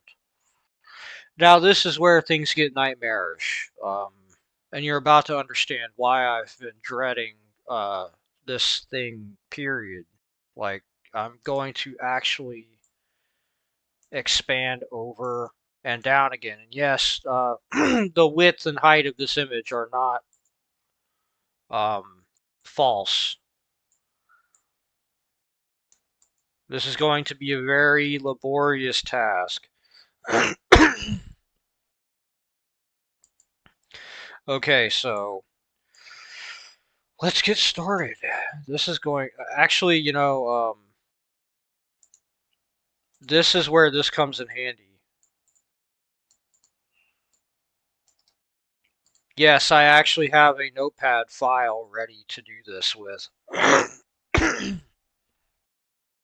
Okay, not P implies Q, not P implies not Q,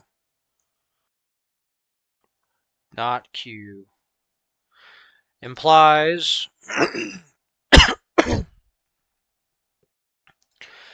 uh not P. Let me make sure I got that right. Not P implies Q, not P implies not Q, not Q implies not P, and then P, Q, R. All right, just save that. I'm gonna need it later. Well, that stinks. All right. Just to double, triple, mega check. That is not P implies Q, not Q, not Pew implies not Q, not Q. Not Q implies not Pew. Okay, now that I'm done having an episode where I can't read or talk. Oh man, okay. Let's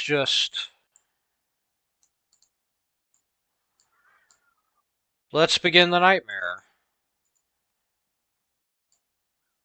Let's just cast aside all pretense of this being reasonable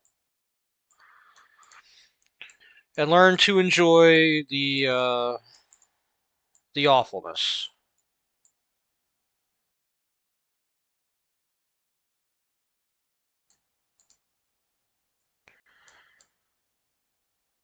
So, if you understand what you're looking at, you might be wondering what on earth is that replacing? In what, like, hold on, in what is that replacing in what part of what named function thing? Well, I'm not sure if you'd call them functions, but in what named propositions? Like, what is that replacing? You'd have a good reason to be asking that. Number 205. Star 205.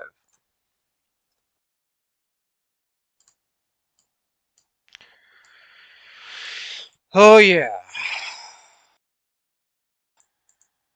Yeah, yeah.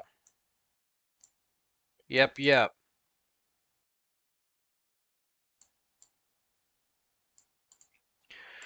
I am going to have to tinyfy this considerably.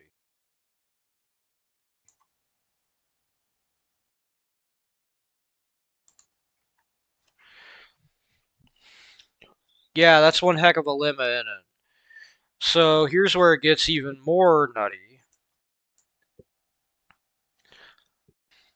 Okay, is not P, not not Q, not Q, not P, not P, Q, not P, not Q. Hold on. So the bad news is that my shortcut for ending the recording just deleted all of everything in there, but that's fine. So P, not P, not not Q, not Q, not not P, not P, Q, not P, not Q, not P, Q, not Q, not not P. So let me go over this real quick, uh,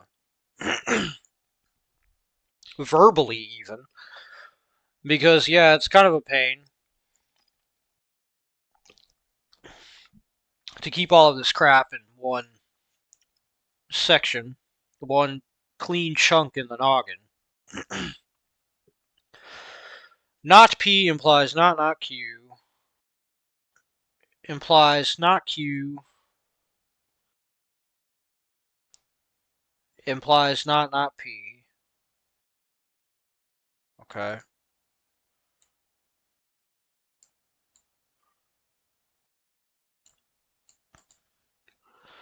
Okay, so not P implies not Q. Got it. Not Q implies not P. Okay. And that implies that not P implies not Q, or rather, not P implies Q. Okay.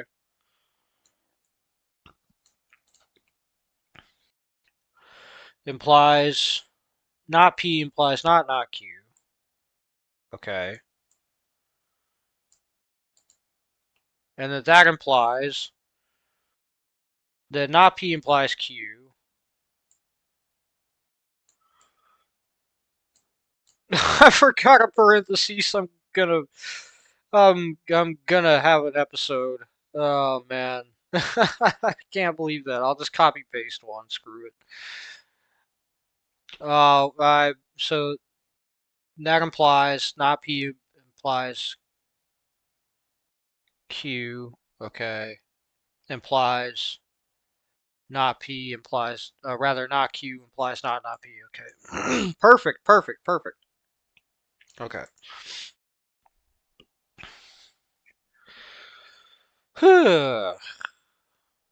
Wow. Well, I think you could see the conundrum here. Yeah. What a nightmare. So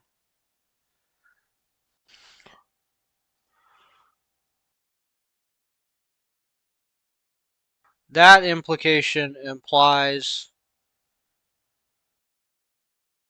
those implications. Okay, so I think I have I think I have a setup for that.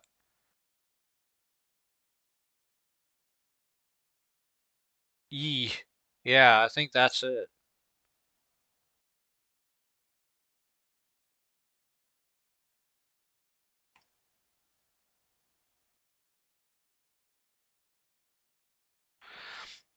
I think that's not as bad as I was rendering it, but it is still kind of bad. We're just going to go with boxing it on the spot. So I didn't want to do that.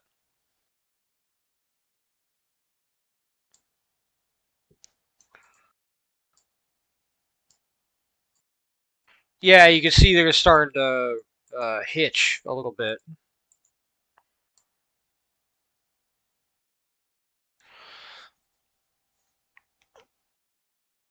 Okay, let me try to find my spot here. Not Q implies not P.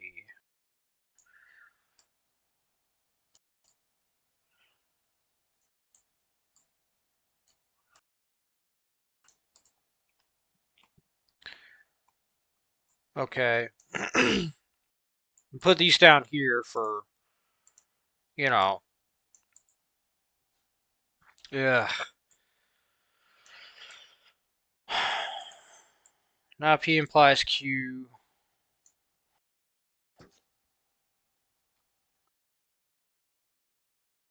Implies not P implies not Q.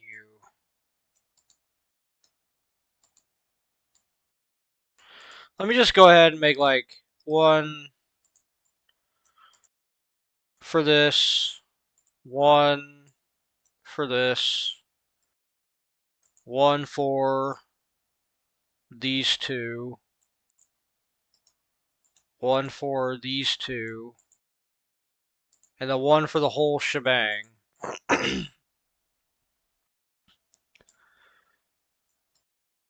Copy, paste, flip.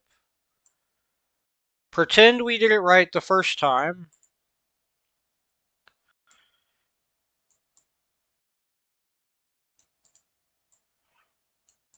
Get this over here. Okay, grab one of these.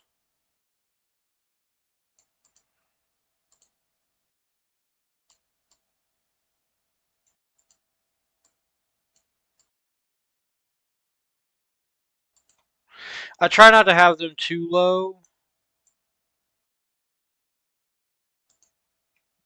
As strange as it is, I like to run these, like, all of my graphs. Not all of them, but, like, a lot of my graphs through AI like Grok and ChatGPT, just to see if they can understand them. I know it's a weird, like, uh, it's a weird thing to do, but I just enjoy seeing if they can understand them and if they can, like, uh, what their output regarding them is. But also, I find it very funny whenever they can't read it and they output something very odd or very, like just something a little, just something a little odd or a little just strange. Okay, so these two these two.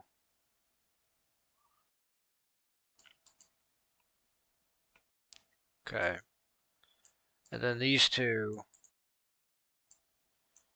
And then one more, because don't forget, this is comparing all of them.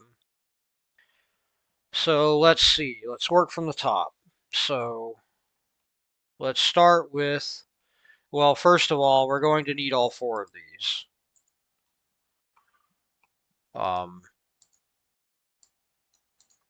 We're going to at least need the numbers 1 and 2. That's a given, like, obviously. We must, darn it, freaking ear.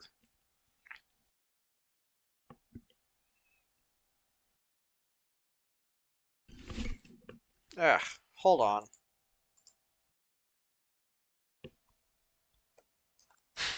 Okay, now that I thoroughly believe that, of course, literally as soon as I sit down, put on my headphones, and start again, it happens. Wow. Ear gets itchy again. The opposite ear, even. I completely lost my place, too. Oh, right. We need the numerals 1 and 2. So this is the first.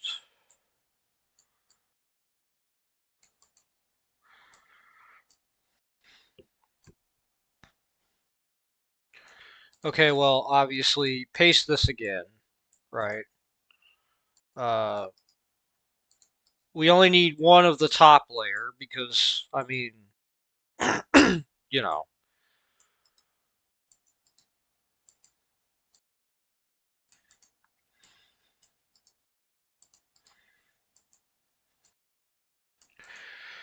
Okay, so copy, paste. Thank you. Goodness gracious. Okay, so gonna need 2 of those.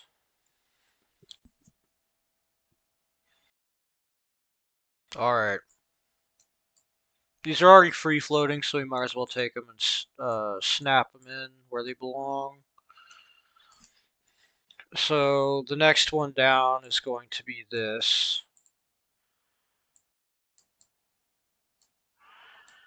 We might as well get these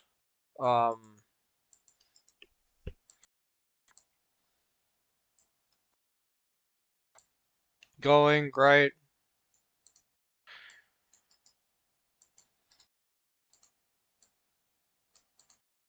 Pretty sure there's no asymmetric ones, but, you know, we'll figure it out as we go.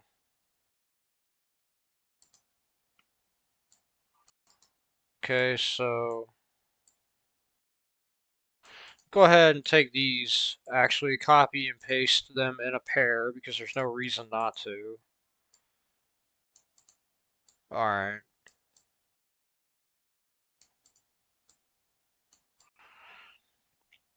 So that'll be the one over there, and then, oh goodness.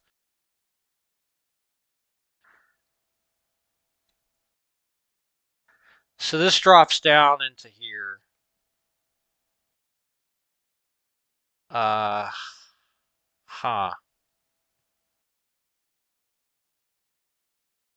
They're all on the same layer. I actually need 3 and 4, I think, because this. Yeah, I need 3 and 4 for the first time. Wow, that's something. I might have to go get as 5 and 6. Oof. Okay.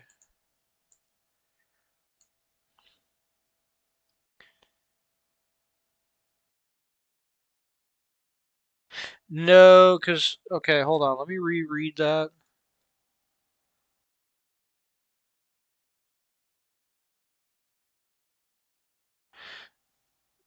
Not P and Q implies not P and not Q.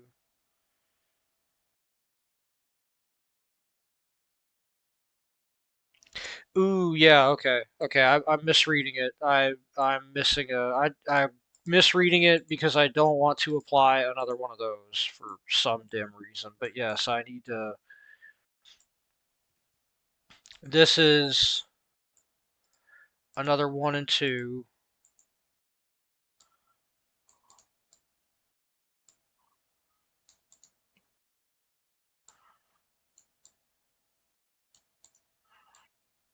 and then within each we'll have another 1 and 2.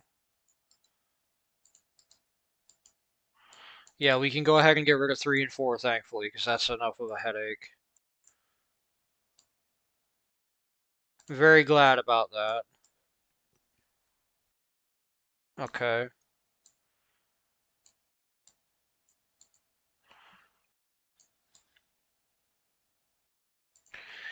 Okay, excellent, excellent, excellent. Copy, paste, and obviously I gotta put the implication here. Yeah, paste. Again, sorry if that grosses anybody out. I can't help it. Okay.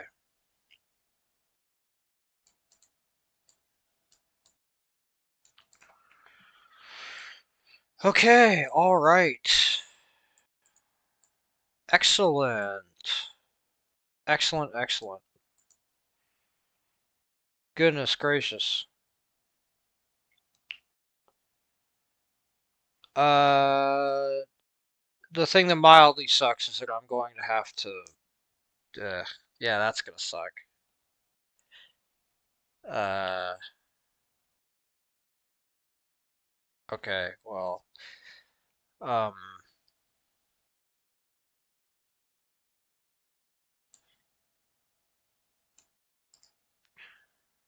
How about I take this little guy,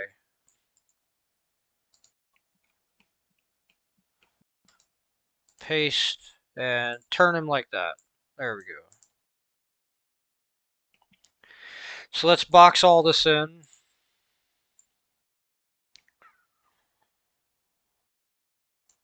It's a bit of a headache, but we got it. Ah, goodness. Uh, Copy, paste.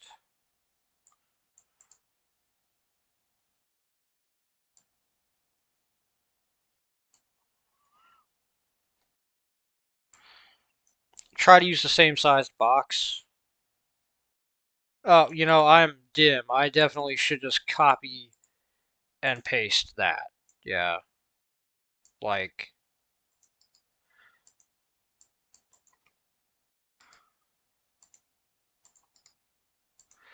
yeah, there we go. There we go. That's how you standardize. Oh yeah. Standardization. That's what I'm talking about. I don't know why my headset's being extra creaky, but I hope nobody listening's being annoyed by that. I'll try to fix it. Sometimes one of the headphones gets a little off kilter and then it wants to act a fool. Okay, let's.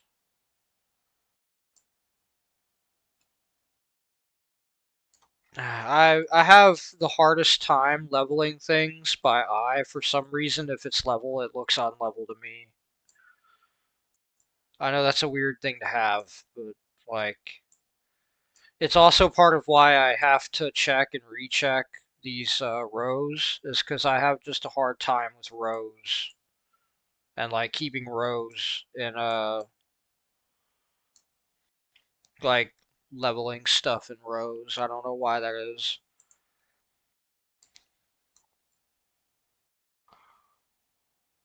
Yeah, like is that level? I feel like it is.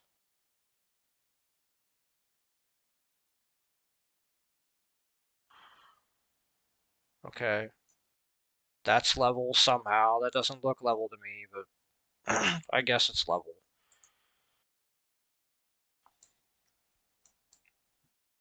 Okay, so this is where our little hero comes in. Now, speaking of standardizing stuff, we can just plop him on each one of these boxes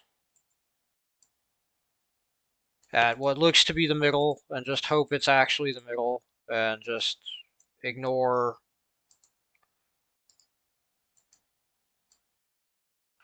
the mental distress caused by whether or not it actually is in the middle. Paste. Yeah, this one's going to be a doozy, because let me just move that out of the way. Okay.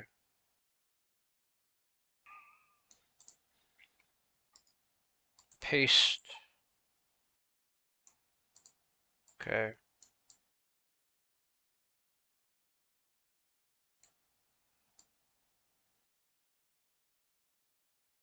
Of course, it's never going to be like a perfect fit, and that stinks, but whatever. It's the best I got right now. Okay, let's get rid of that. If one of them's out of alignment, that's okay.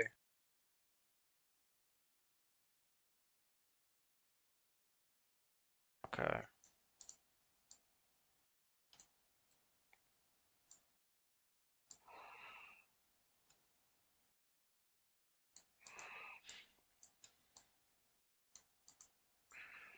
Can get them back in alignment. Alright. Just get rid of that floater. Move this over here. Okay, and I think that'll do it for this.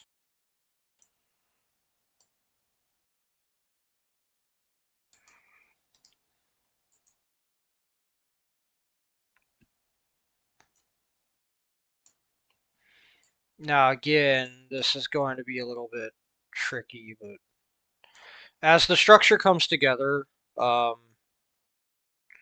it won't be that big of a deal, right?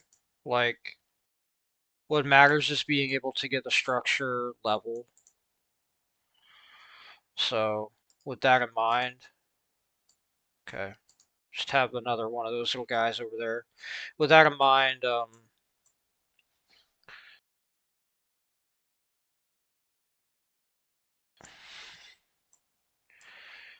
it's inevitably going to stink a bit. Yeah, like that. Because, I mean, I could tell that's not level already. That sucks, but whatever. It's fine. Let's get this one level. Ooh, that's dicey. I don't like that. Move that over.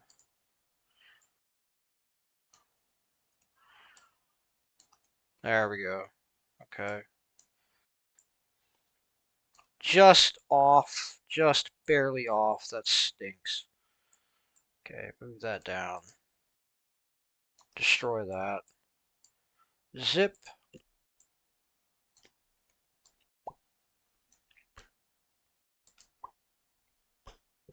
I was trying to do a pop noise, but I failed miserably multiple times. But you get the idea. Yeah, I'll stop. Anyway. Uh, yeah, I still want to make these bespoke to make sure that they're aligned.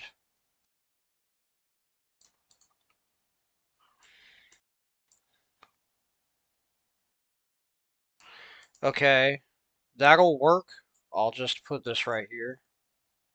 We're not saving it as a, and but you know what I mean whenever I say we. Like I'm not saving it as a template, so it's fine. And it looks good enough that I'm not going to let my you know, probable OCD get in the way. All right, let's get this measured out, looking all nice and snazzy. Bothers me a little bit that that looks uneven. Okay, I think that's uneven. No, not that it ever really will look even. Okay, I just messed it up more. I'm going to forget about that for now. Alright.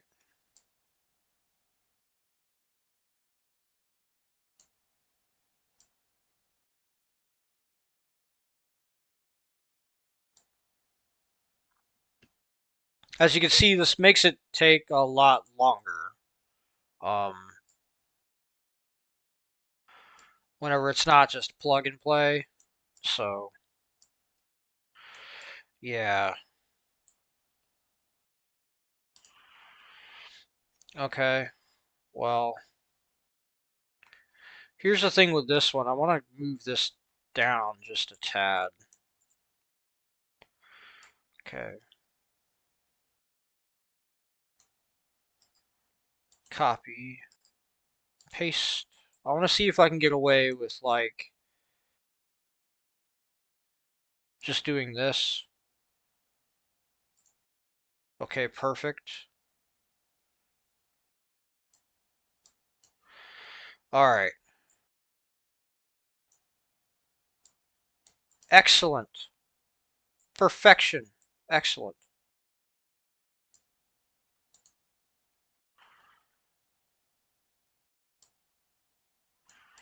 So now we could just move these signifiers, notation, whatever, down here. Just migrate that. Beautiful. Beautiful. Excellent. Okay, and I think that will probably do it for this step. Reminder, that's just number 7 of 11, but we're staying positive. We're positive here. No frowns, just smiles. We're going to be alright. It's going to be fine. Yeesh. Yeah. Even if it seems like it's going to be a massive pain in the rear. Okay. Now then, let's get this situated. And it was whenever I found this one that I realized, whenever I looked ahead and saw 215, that I realized that I can't like keep these as small images. Maybe I can tinyfy some of them in the future, but like I kind of have to keep these large resolution images because just holy crap, it is so uh involved as it is, you know.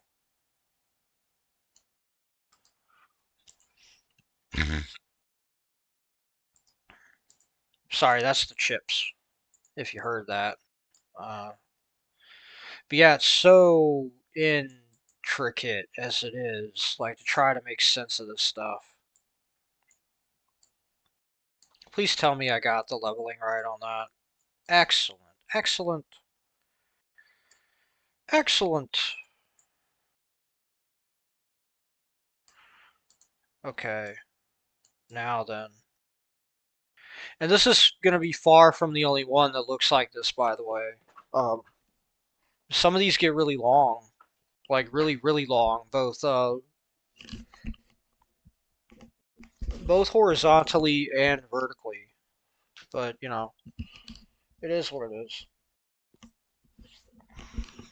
I'm hoping that as I go through the book, I get faster doing this, and even if I don't, that it gets simpler overall. Why is my ear itching so bad?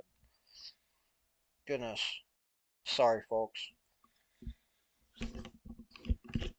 Uh, but yeah, I'm hoping that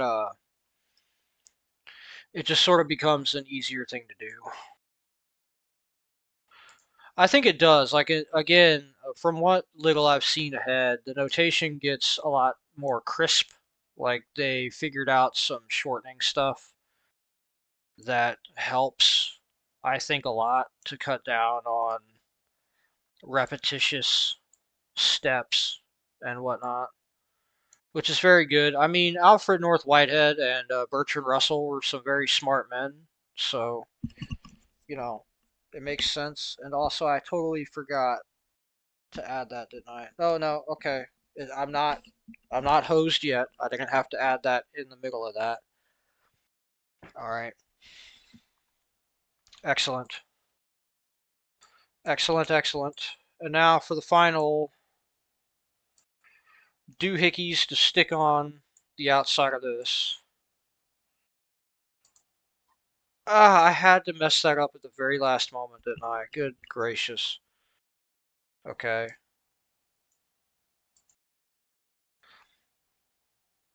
I'm gonna have to cut recording again and go get, like, a Q-tip for my ear. I think I'm legally required to tell you not to do that, but it's okay if I do it.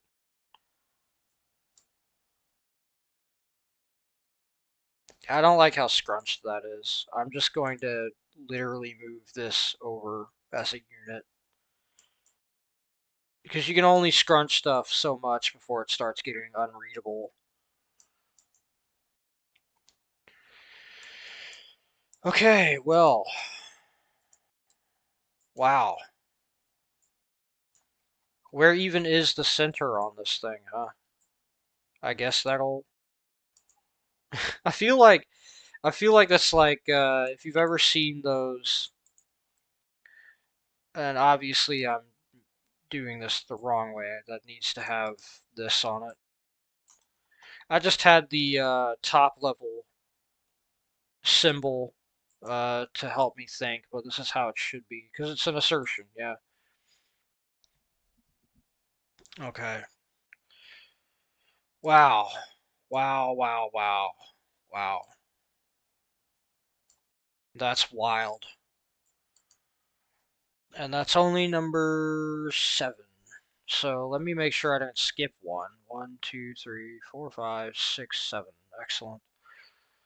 Okay, and number 8 is not much better. It is tiny, tiny, tiny, tiny, tiny bit better. Um, I need to look at this actually real quick. So I'm looking ahead to number 10, which is another nightmare one. Ah, man, that stinks. It's, uh, okay, I'm gonna have to redo it. Sorta implies P. Uh, okay, well, I think what I can do, if I'm gonna be a little bit of a joker, is do this ahead of time so that I don't have to make a whole new bespoke graph. It's just P, right? Because for number 10, it uses the limit 205, and then it's the same on the top.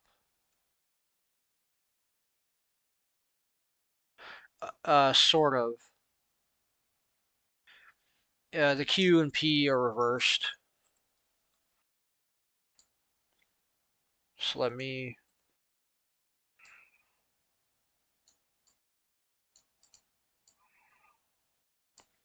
see if I can get away with this.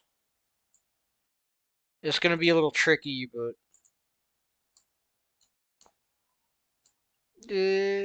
can I get that? Hold on. It'd be easier if I did like this. Yeah, okay.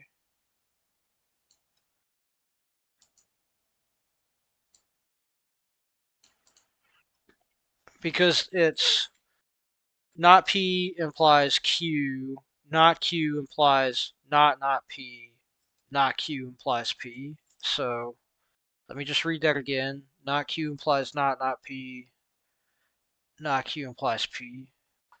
Okay. That's that's incredible because I really needed to do that now while I'm thinking about it before I forget and go make a whole new one of these to, you know, to express the same freaking thing, which would be really dim. I don't need to do that. This is going to take long enough as it has already taken long enough as it is. You at home, try not to let me forget that. It's like I made that. Okay. So the next one is 4 and 7 and star 111.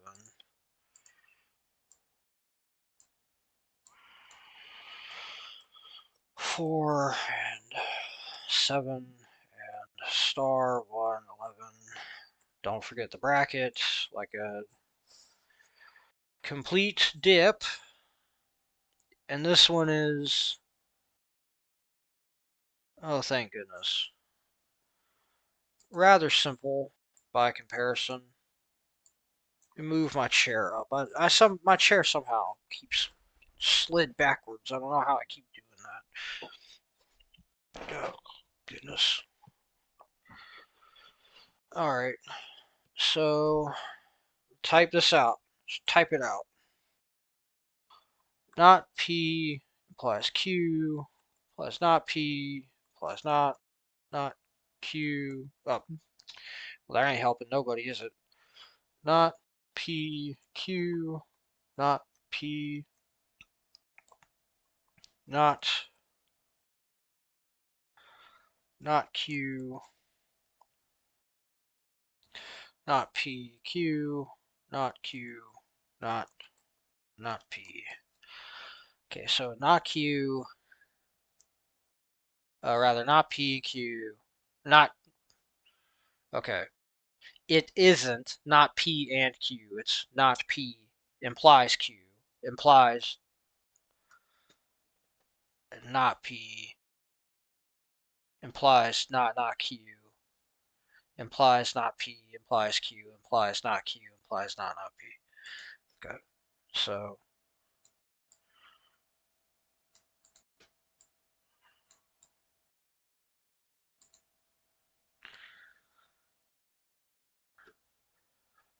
not P implies Q implies not P implies not Q.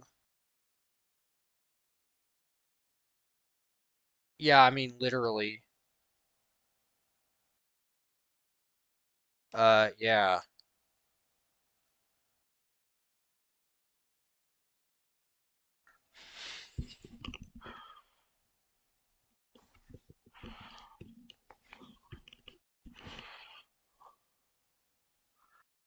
Not P implies Q implies not P implies not Q. Okay.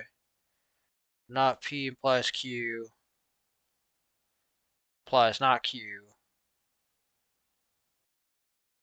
implies not P. Yeah, okay, that makes sense. And if it doesn't make sense to you, don't worry, it makes sense to me. I'm just making sure that I got that, and I'm also checking in my head, like, okay, what's going on there, and does it actually make sense to me? Not just, I'm trying to not just read it, but also read if it makes sense, if that makes sense. So that's a,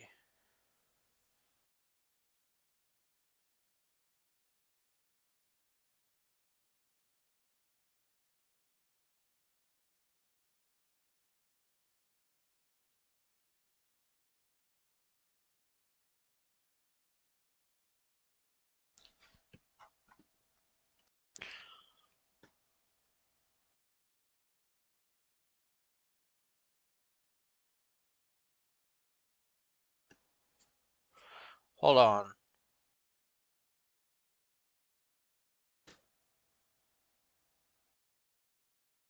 Implies. Okay.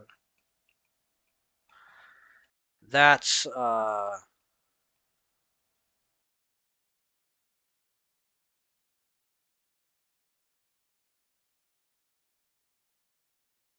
that's two of these.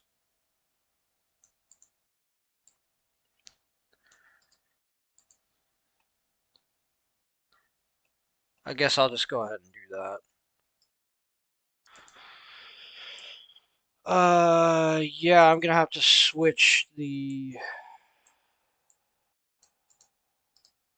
symbols on this, but that's fine. Only need one of those.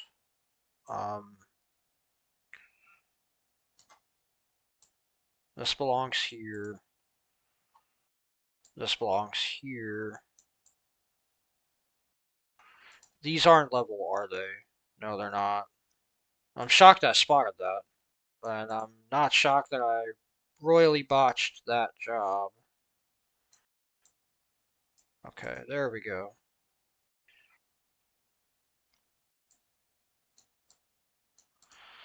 Okay.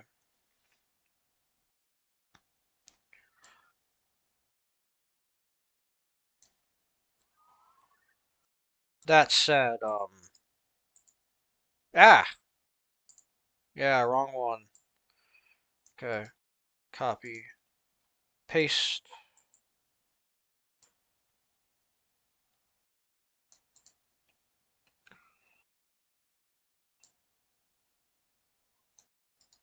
Copy. Paste.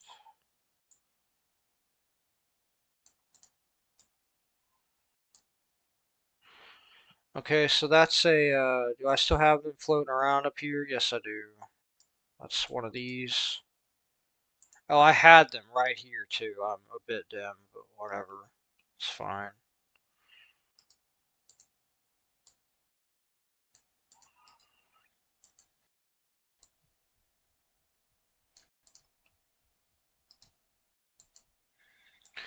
Let's go ahead and get these sorted. Move that over a little bit. That's too far over. Come on. Make it at least try to look nice. Yeah.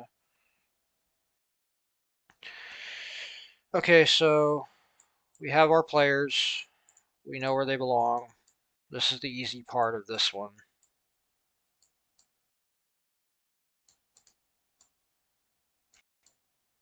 Okay, I'm just going to tinify that a bit for my own sanity's sake, because, I mean, come on. It's taking long enough as it is.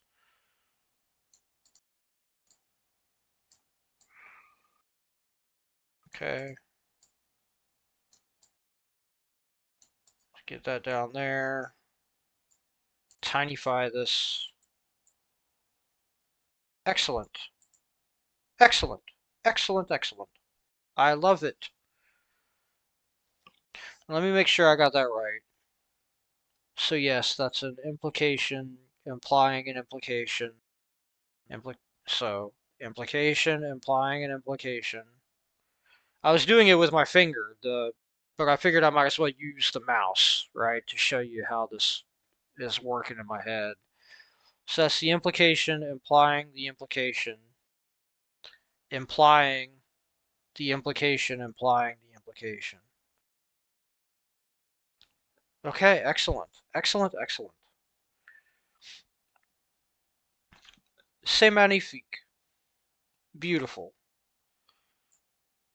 Uh, yeah.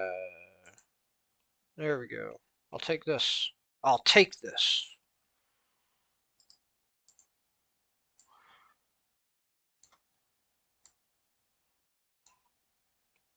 And then take this and shoot it all the way over here. Add the implication symbol. And we are set. Alright, that's number 8. Excellent. So now I just gotta box this one up, put the bow on it, and we're ready to go. How wonderful.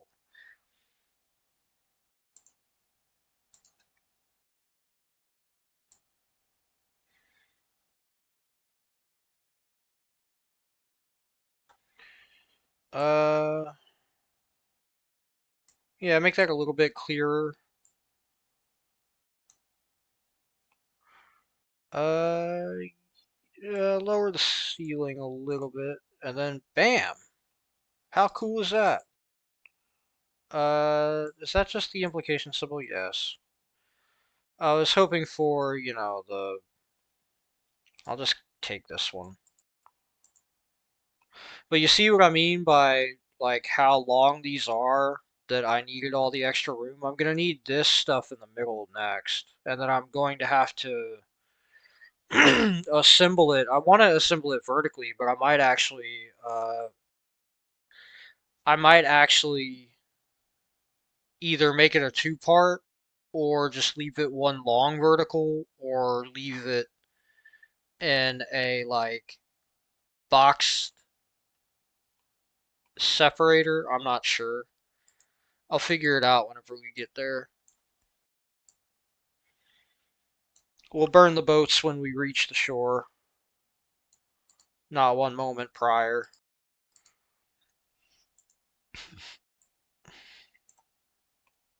Because, I mean, there's not really any reason to commit uh, to a design decision. The thing is that because I want all of these particulars of how the design is worked to be standard, like to be standardized, I don't want to make design decisions willy-nilly because they're going to affect the way the rest of the set of images works, you know? Okay, I need to move that a single pixel over. Okay, excellent. Darn it. I screwed that up royally. Did that get it? A single pixel the other way. Excellent. Boy, I'm doing a great job.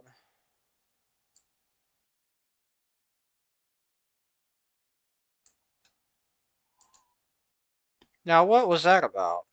Why did that do that?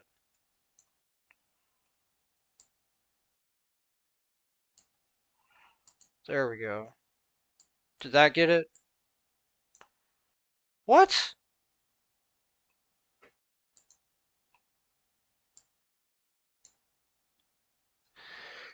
Let me use my advanced gamer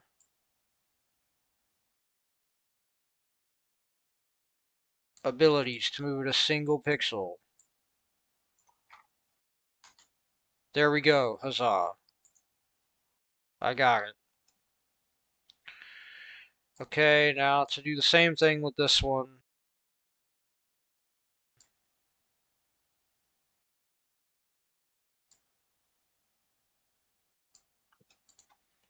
I think it's aligned to the left. Yes, I need to move it a single pixel to the right.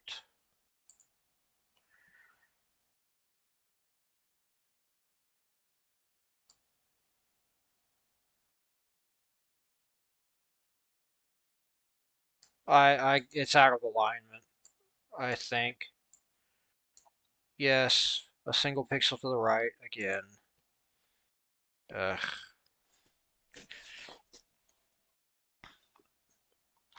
Let me lock my scroll wheel so that I'm not paranoid about that and just...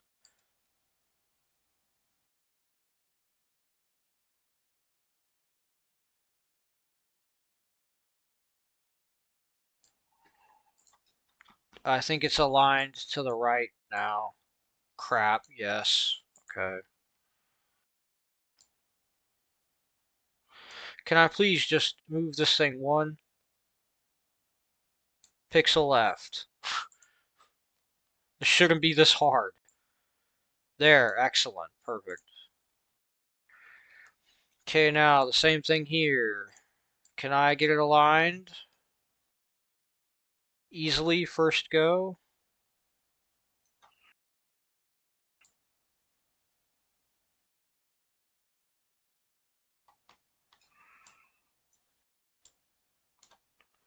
Okay, one pixel to the right. The problem here is that I'm going to have to box them as well, but, uh, you know, move that up. And a single pixel to the right, hopefully. I believe I got... I Wow, I cannot believe that did that. Alright. Nope. A single pixel to the right.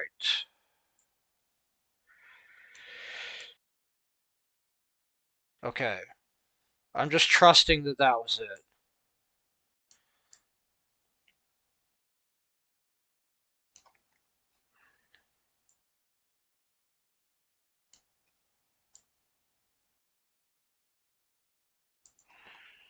I think that's right shifted.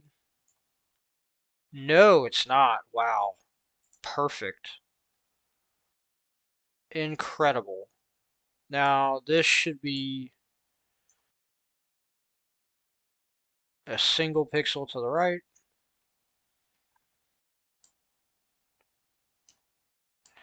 but I want to move it down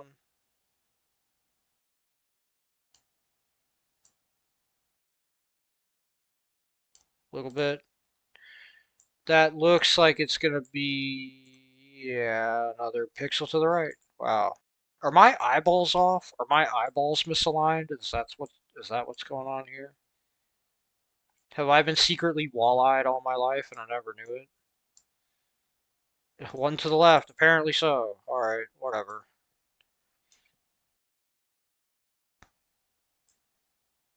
Okay, I'm just trusting that that did it because I'm not putzing around anymore with it. Ditto for this, I'm going to align it good enough and then leave it. Ditto for the very, very top one. I'm just going to align it good enough and then leave it. Okay. Okay, so I will actually save this because what comes next is a very big decision. Because that's number 8 that I just did, and then it's 9 and 10, and I'm not sure if I have the room for 9, 10, and 11. I'm not sure if I have the room for them, but if I do, if I am somehow blessed to have the room to, like, have all of them contained in one long image, that would be cool. But if I don't, I need to be ready to um, figure out how I'm going to do my segment notation. I again, I've looked at random through the book, and I'm not sure that there's anything quite like these early ones. Just in terms of sheer uh, duration, if you want to put it that. I mean, there's some that are kind of long, but I don't think there's anything that's like as brutally long as these early ones. Some of the relation ones look kind of bad, and what's really going to be bad about the relation ones is that I'm going to need bespoke, because so I guess I'll get into it whenever we get there, and we will eventually get there. But like, there's like R's with a little arrow on the top, and I'm going to have to copy paste and make those. Like, I'm going to have to basically make that type. I don't think those were even recreated in Unicode, is what I'm getting at.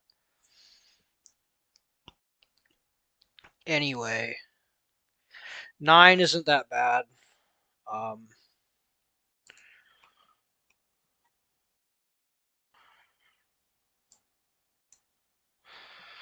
going to have to throw the height down even further and just pray that I don't get weird glitches. Oh goodness, how did that happen? Ugh, that is well, whatever. I guess it's not that big of a deal. I can just it's like a broken knickknack. You can just glue it back together, yeah? It's fine. It's fine. It's fine.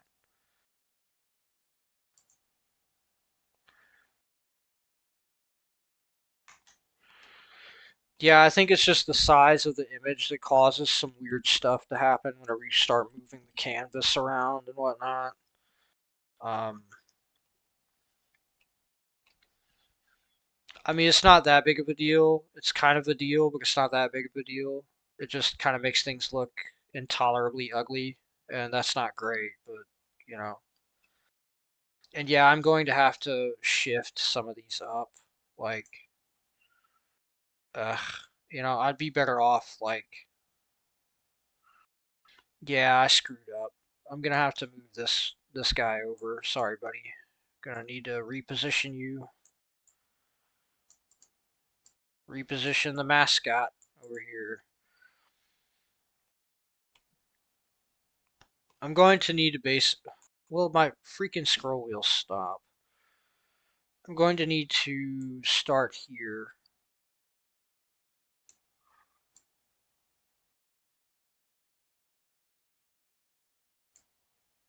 Okay. And then move this up.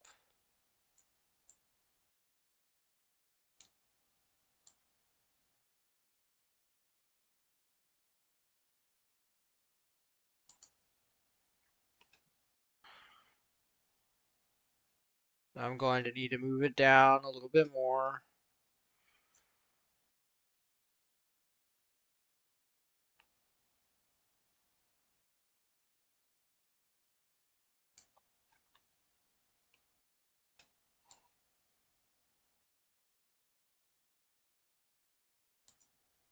It's as aligned as I care to make it. I'm not going to futz about it too much. I mean, it looks good enough. But yeah, I needed to do that to free up. I mean, obviously that didn't free up anything up here, but like, it's gonna bother me that that's off. There we go.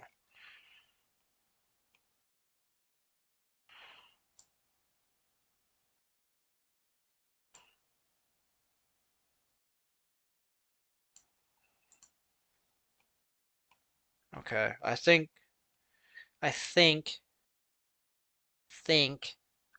that will do it. Because what I need to do is up here, right? And I guess I should go ahead and do it now, so I can stop like having it mess with my head. This, whoo lad. Okay, 1, 2, 3, 4, 5, 6, 7, 8.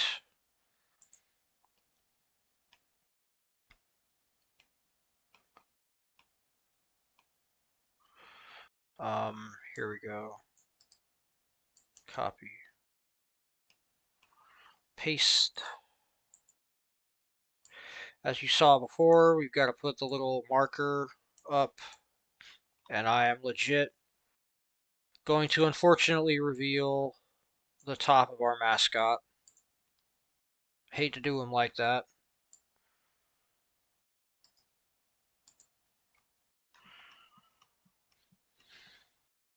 But get this over here.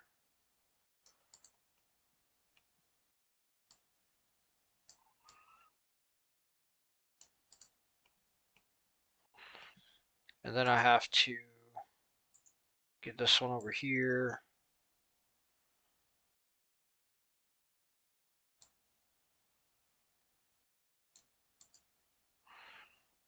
Go ahead and take this.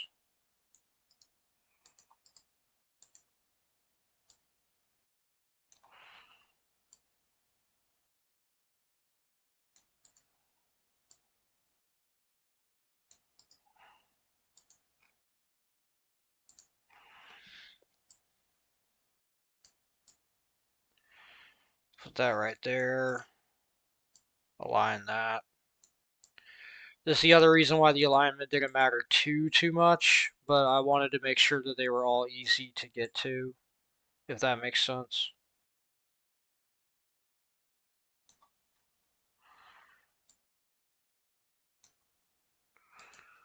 Okay, paste. How did that come? I swear Paint 3D has a mind of its own, man. Come on, you stupid goober. There.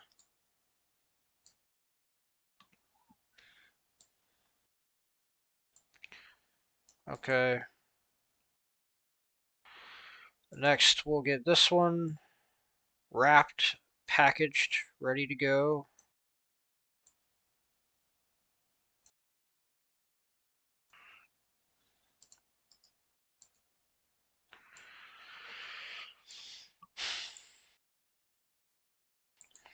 I mean, I don't know how long this video is going to be. I know that clipping all the stuff together is going to. I'm probably going to go to bed and let it do that when like at the end of the day because my the thingy I use for um I think it's called Open Shot, which sounds like an energy drink. I'm not gonna kid you. Like I hear Open Shot video editor and I think energy drink.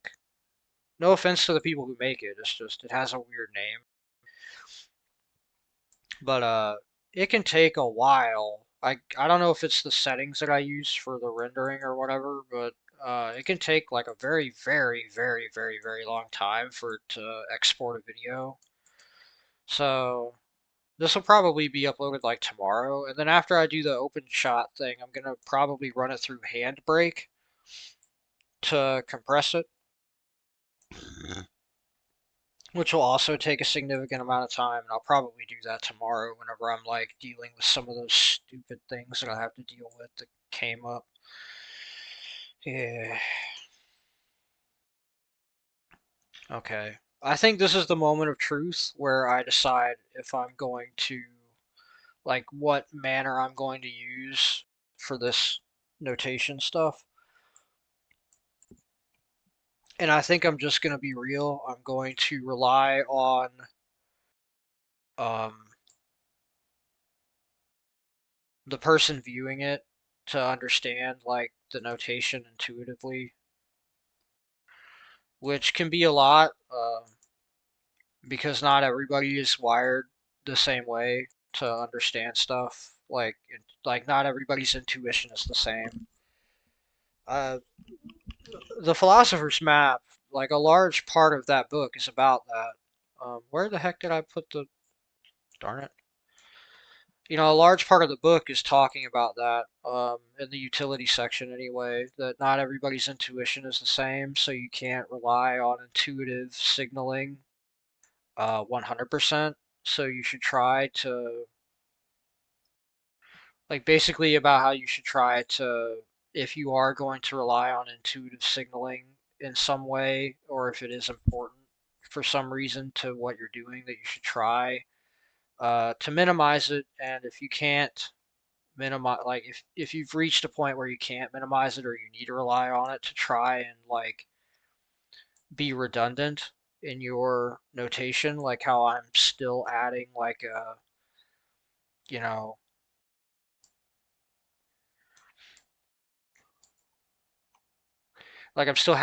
I'm still adding a little node so it's not like at all ambiguous, like yes this belongs to this thing and not something else on the graph kind of thing. Like I try to in my own graphing, and like I said, as I cover in the Philosopher's Map, you should really try to reduce any and all ambiguity as much as possible in as efficient a manner as possible. Because in some way you can kind of almost end up coming off like you're insulting someone's intellect if you over notate stuff, it can come off in a bad way. Like you don't really want that either. So what I'm going to try doing here, and how I'll probably do it for such long proofs in the future, is just rely that you understand what the demonstration notation means, like what the little numbers mean. You understand that stuff in the demo boxes with the little parentheses after it is demonstration stuff. Um, I'm just relying on you, the human, to like really get it. Now, what I could do is like try crisscrossing it, so like 2, 3, 4 under it, like this kind of thing, yeah. Like, hold on, if I can get it without scalping the thing below it. Where I could go like, okay, 3, and then 4, and then 5, but I feel like with what I'm doing, that would almost be more confusing. Let's move our little guy over here. I feel kind of rude doing that, but you know, we got to get him out of the way. It's not his fault, you know. I didn't mean to put him there where he'd be in the way like that, but you know. Okay, and now the thing we're actually doing all of this crap, if you'd believe it, to try and get across. Again, I guess I need to maybe scooch that up and then scoot this over so we can have more horizontal room, which I genuinely did not think would be the problem. I thought the verticality would be the problem, but you know, it is what it is. So let's move this over just a tad. Alrighty. So I think with that, we're finally ready to start graphing 9 now that we have the horrible, horrible, horrible decision of how to exactly distribute our graphing to make it into a less unpalatable size of image, like a more palatable image size. I'm going to have to be right back. I need to take another short break, and then we'll probably finish up, and that'll be the end of this video. Okay, well, I'm back.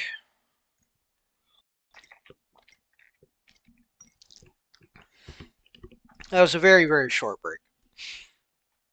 Ah, my back is itchy. Ah, goodness. Okay. Okay. Now, 9 is blessedly simple. Let me just make sure that this isn't going to conflict with... Okay, good. 9 is blessedly simple. It's just a implication implying an implication. So, um, let's get our little mascot buddy out of there. He doesn't belong over there. He belongs right up there, yeah. So an implication implying an implication. Just scrape that off. Of course. Of course. It's a bit of a quick slapdash job, but anyway, so we're looking at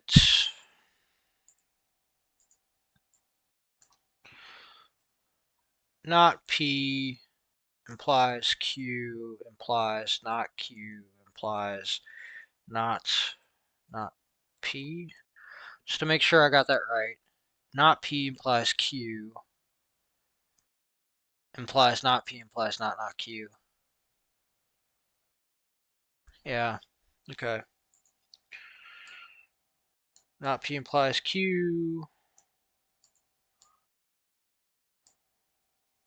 implies not Q implies not P, which is true. That makes sense if you think about it.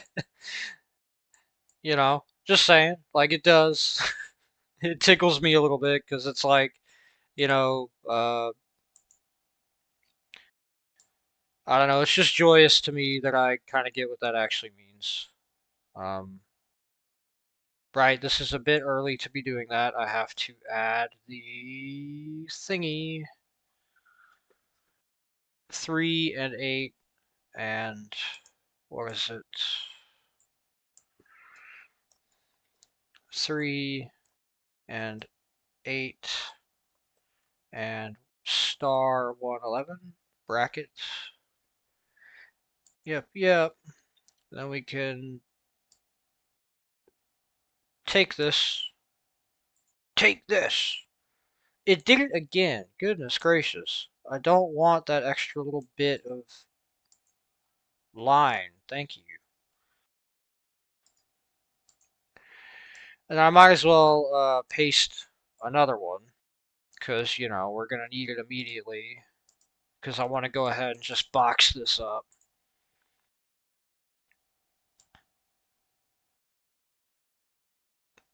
I am so dim. You can tell my brain is fried from all this that I just completely forgot about this guy over here that I just typed. Folks, I'm telling you, it's rough out here. All right. Okay.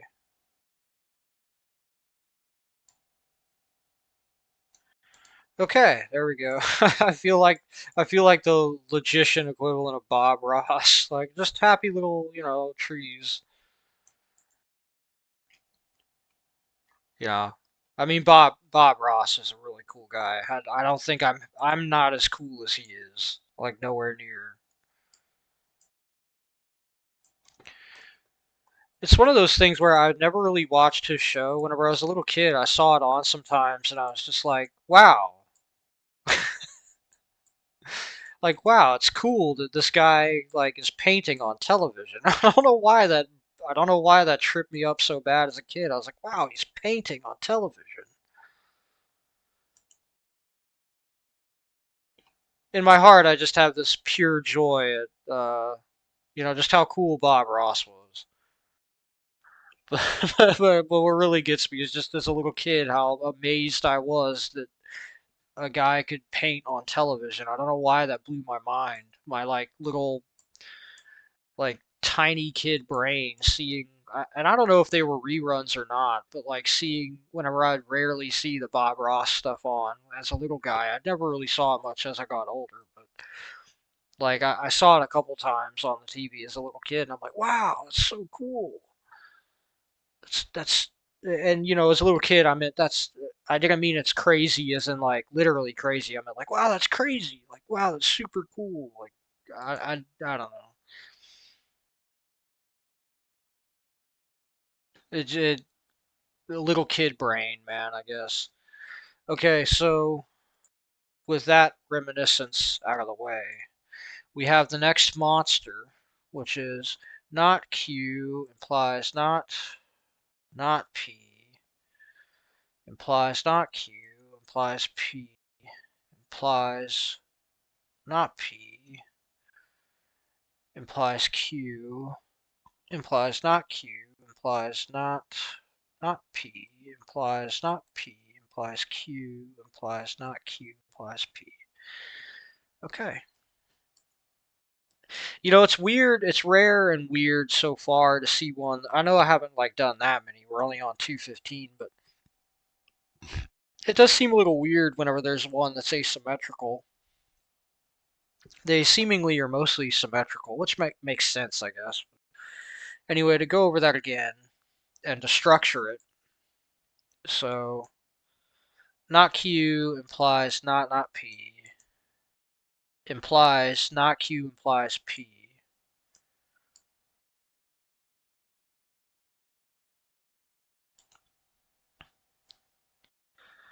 implies that not P implies Q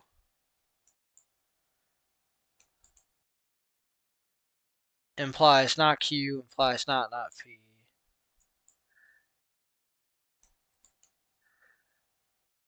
implies not P implies Q implies not Q implies P. Okay, so I think this is the exact same structure as 7 if I look at it. So that's an implication implying an implication implies an implication implying an implication implies an implication implying an implication. Yeah, I think that's for like I think it's the same exact structure. So, by the way, the meaning of trying to keep this as a box that can be pulled later hopefully becomes clear. Like, this is kind of the reason why I do that in part, is so that I can do this. I want to get it at the top. Just 1 pixel. Okay. and then copy, paste. Oh yeah, look at that. I will probably save this actually as another bespoke, like, and I just love that word. I'm not gonna lie, I'm not entirely sure what bespoke means. I think it means something, right? I have an idea in my head of what it means. I'm not sure that is in fact what it means, but yeah, let's clean this up. Oh no no no no no no no no no no! Let's not, because that's exactly what I wanted there. Right, I wanted that little thing there to uh, as a little hook for any you know. I might get rid of it anyway, but I wanted that as the little hook. As you can see, this is the reason for that boxed layering, like why I include a pretty definitive, like couple pixel wide trench so that I can copy paste it. And yeah, this one's definitely staying in the toolkit. This is going to, so if you can see nested operation 6b, this is why I have multiple variants of the progressive successive thingy, like naming of these. So an implication implying an implication, implying an implication implying an implication implying an implication implying an implication. That feels like it's a template that I'm going to need later. So I'm saving that. I'm saving it right now, as a matter of fact, because I don't want to lose that in case like this bugs out or whatever. Like I absolutely do not want to lose that. Now let's put this over here. Put all of our players where they belong.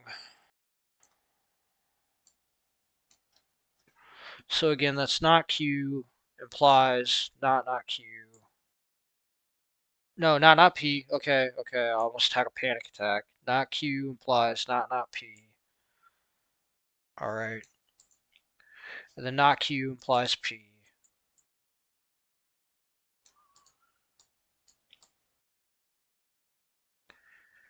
Okay, and that implies that, let's start at the bottom, not P implies Q.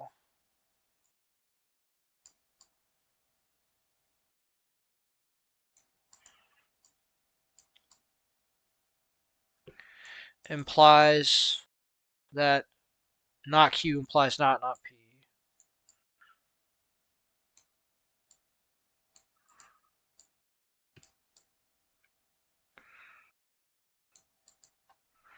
And that implies that not P implies Q.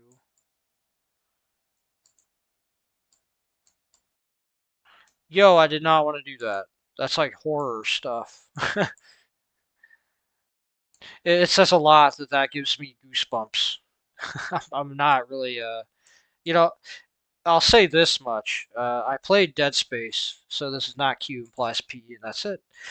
But I played Dead Space years and years ago on the Xbox 360, and that's a really funny game because I don't like horror games much, uh, but that game is like, once you play that game and you realize that Isaac Clarke is actually a guy who stomps uh, the limbs off of these stupid zombie things. Like the whole, it goes from a horror game to an action game.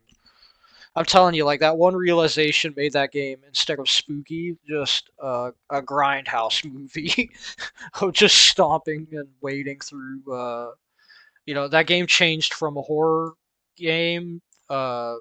That went from a horror game to Doom. I basically turned it into Doom, just realizing that. Okay, so let's get this, stick it on there, and that's the last big one, thankfully. So this giant monstrosity can be put to bed. Thank goodness.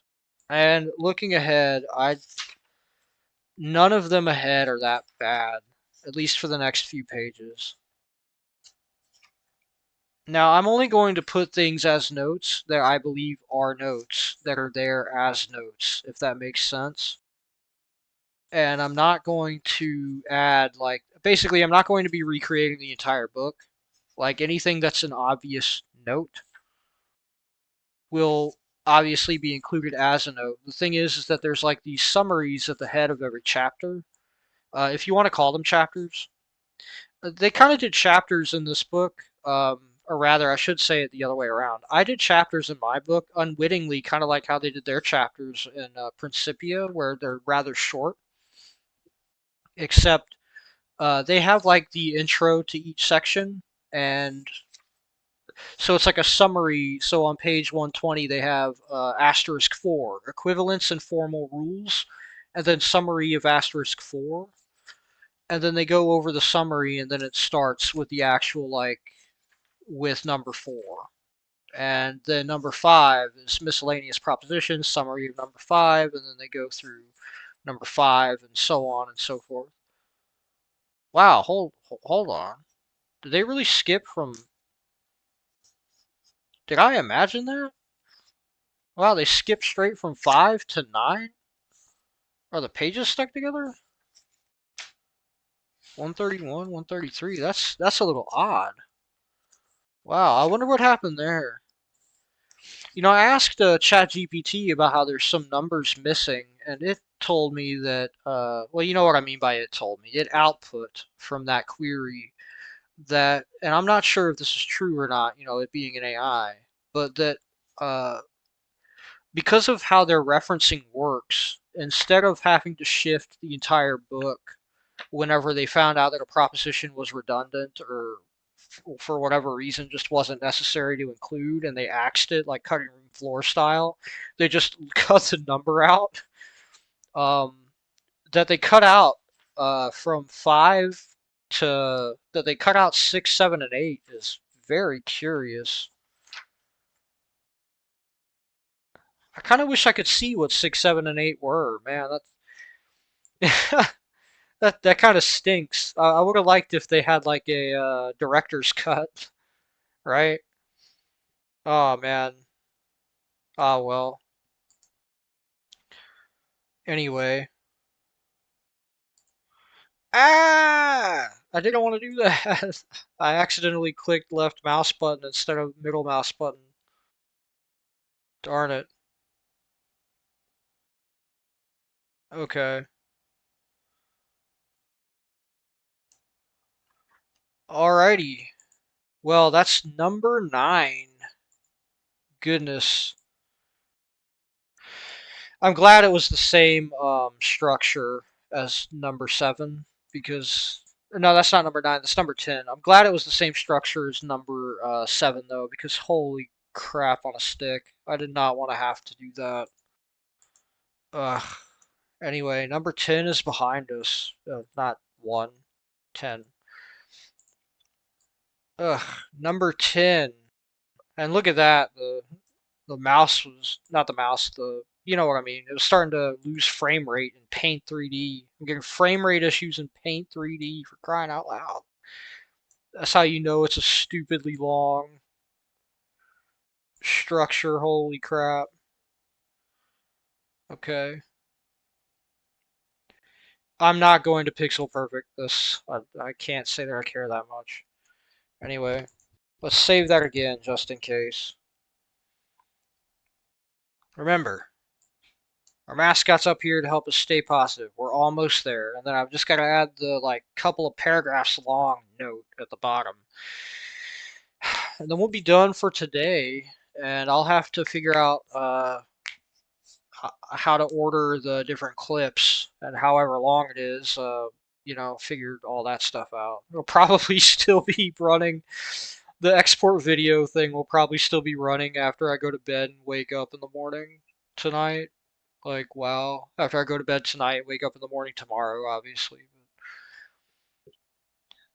Okay. Alright, and the next one is. Let me go ahead and just get this pumped out. That is 6 and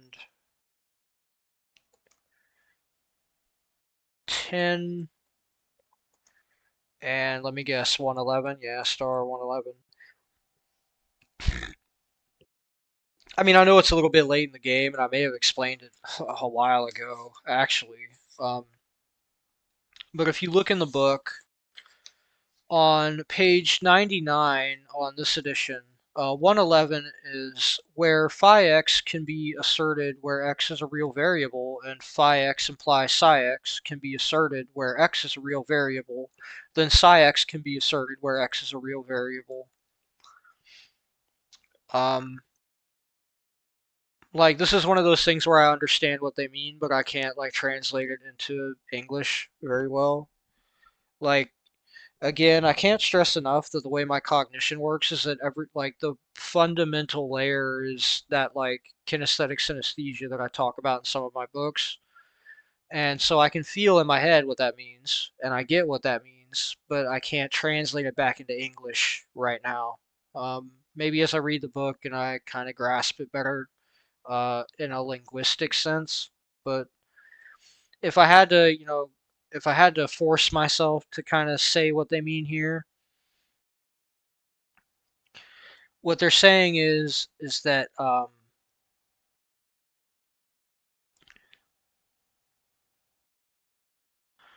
okay, here in the definition below it, they say part of the importance of the above primitive proposition is due to the fact that it expresses in the symbolism a result following from the theory of types, which requires symbolic recognition.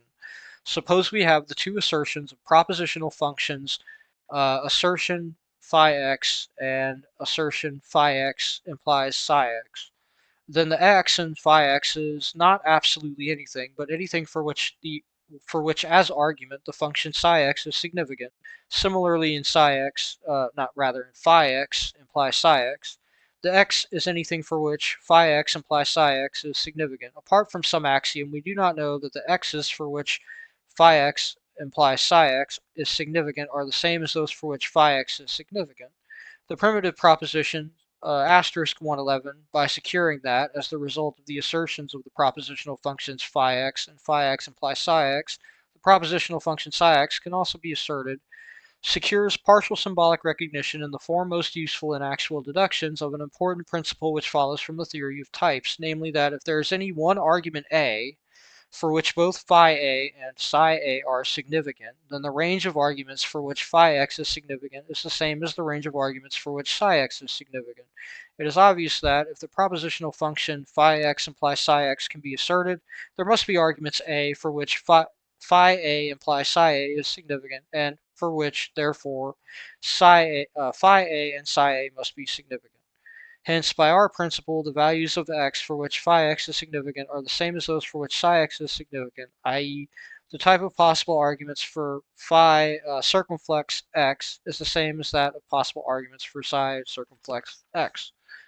The primitive proposition asterisk 111, since it states a practically important consequence of this fact, is called the axiom of identification of type.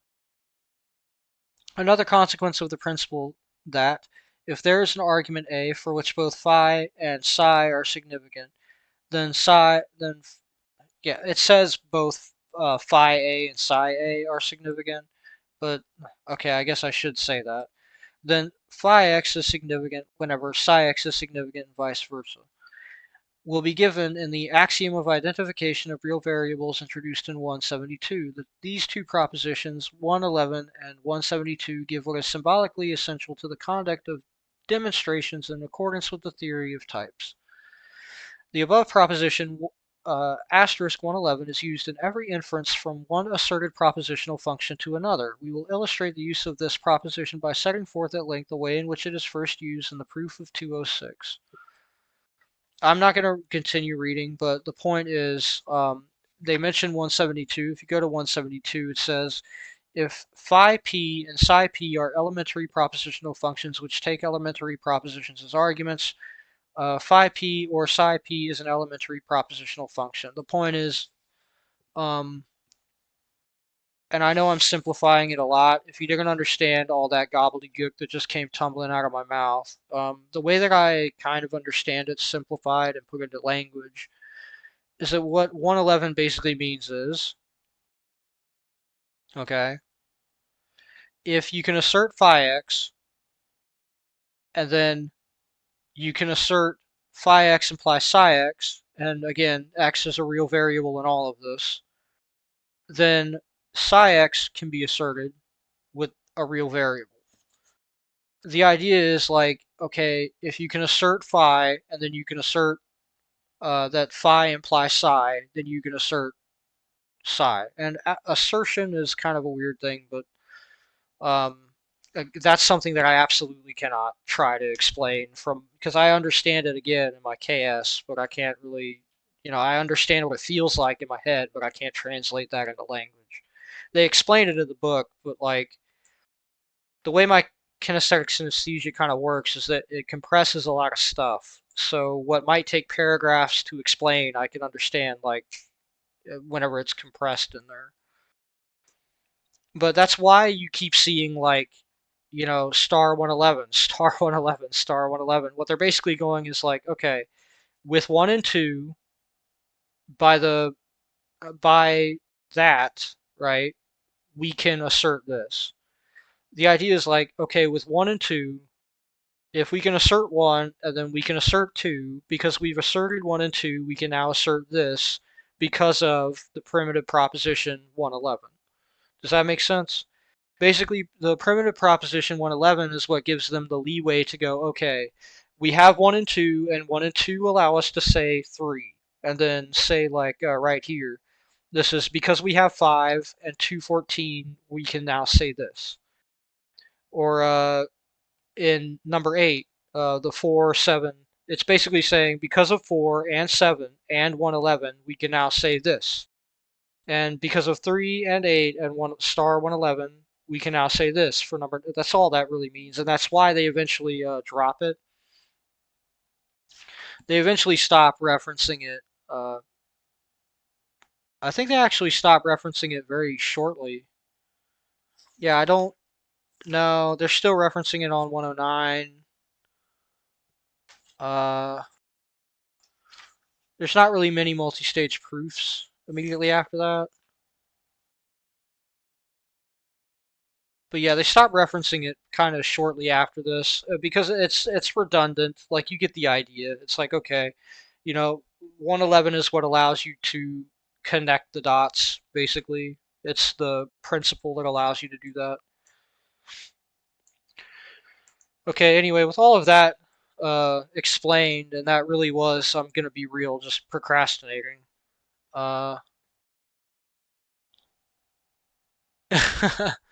basically. Okay, so we've got. Let me type this out.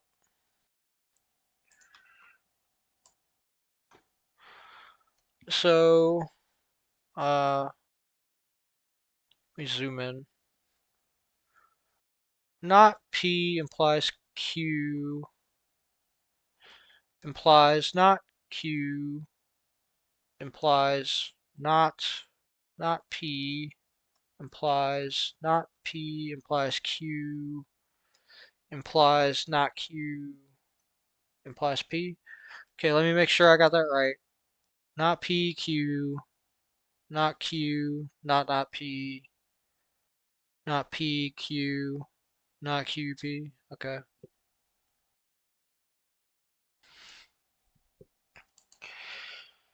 Okay. Well, that's a simple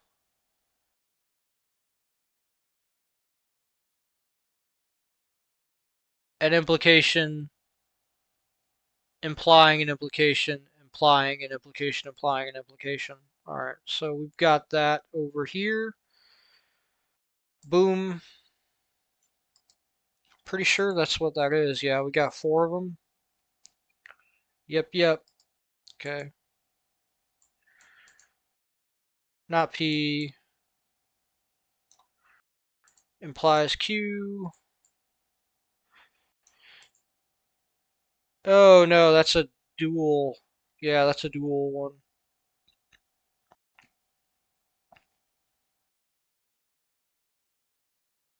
I'll remind you, this is all for this, by the way. This right here. I'm not kidding. It really it really gets me just how much crud is behind. I get why, right? And maybe I'll explain in the next episode if you want to call these episodes of me doing this, like sometime in it. Like I understand exactly, like with painful precision, why they have to do this, but it's still a little goofy to be like, okay, man, you're doing all of this crud just to secure one. Okay, whatever. Okay, whatever. Like it, whatever. Not P implies Q.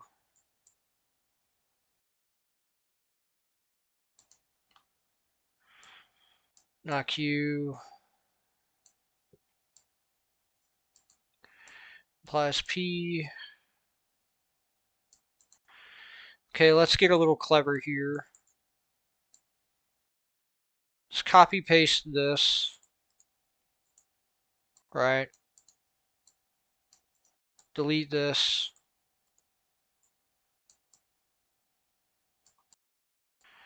Delete this. And this.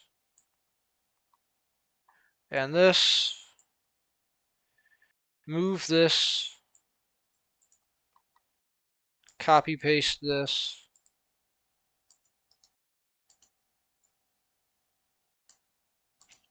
And then delete this. I said, and then delete this. Excellent. Okay. All right. And then we just need this symbol, the third in,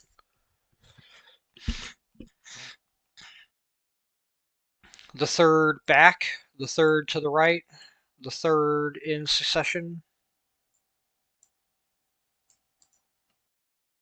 the third to the power of 1.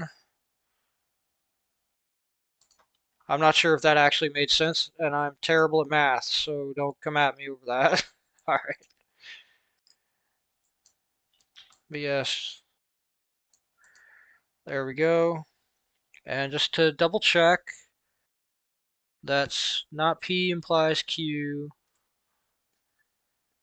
implies not Q implies not P implies not P implies Q implies not Q implies P. Okay, great, excellent. That's perfect.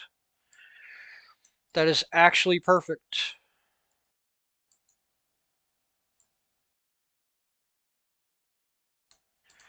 Okay, and we'll just have this slam down there. Flip that. Do the same thing here.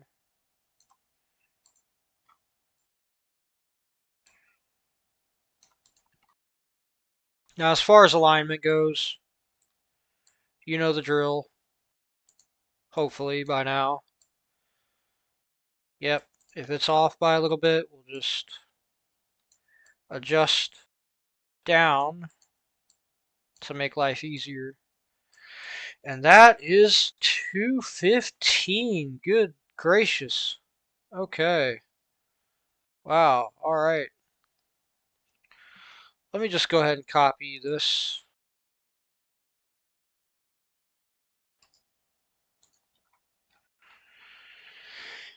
Holy. Holy moly.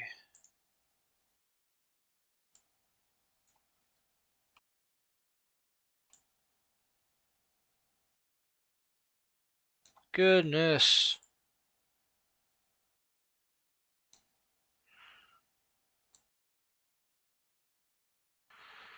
Talk about an exercise, huh? Wow. And before I do the stupid thing of forgetting to add the implication symbol, there we go. I definitely would have done that.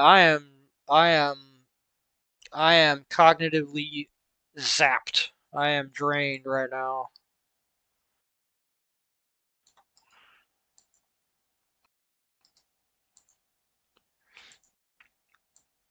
Mainly because, again, this is just one long one. I don't know why. I mean, I could do like 10 short ones and it wouldn't really mess with me so hard, but one huge one is just so daunting for some reason. I guess because I just sort of have this idea in my head that I can't like stop mid construction of the graph, so it feels like a big project rather than a bunch of little projects, even though it's still just a bunch of little projects, you know?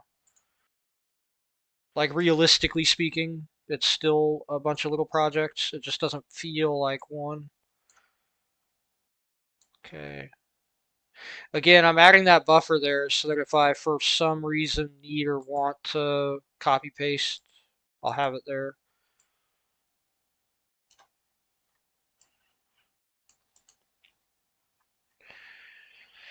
Okay. Um, and that's 11. That's all of them. And now it's just for the note at the end.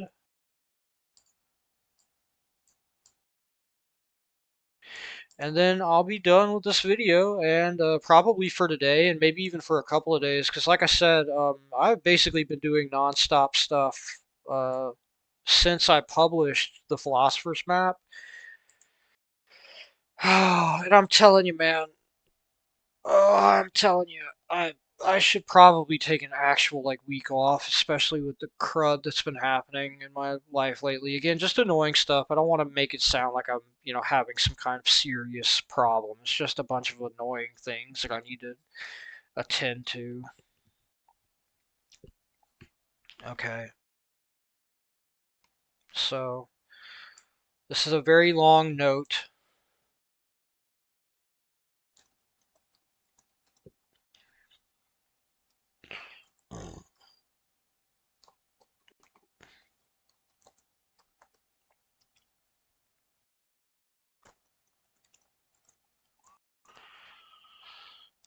I'm going to need this. Actually, it would probably be for the best if I just did this.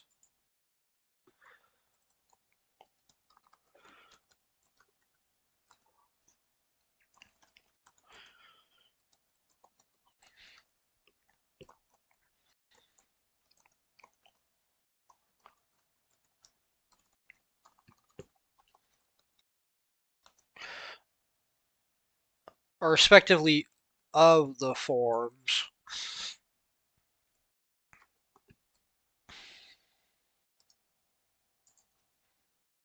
They use like the little uh like a little p1 and a little like a p little 1, p little 2. I think they're called subscript. But bro, come on. I'm just not.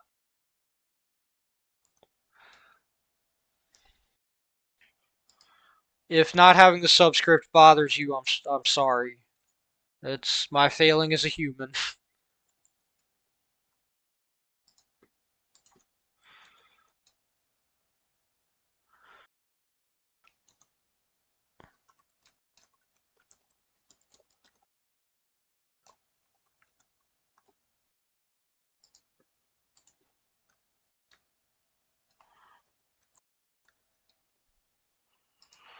Sorry I'm not really talking much. I just, trying to make sure that I'm getting this right. The propoise, the proposition porpoise, the proposition P1, and I need to look this up. Something about the syllogism, uh, which I kind of understand. I kind of understand what the syllogism is. It's, if I remember right, it's something like if A implies B and B implies C and C implies D, then A implies D. Something like that, which makes sense, right? So if you, so say,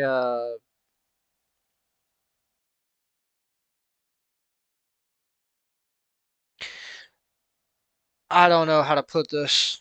I would have to use like a very silly string of things because I'm not yet good at like coming up with applying this to metaphors that make sense. But say like a situation implies a different situation. So situation A implies situation B. And if situation B occurs, then situation C is implied to occur.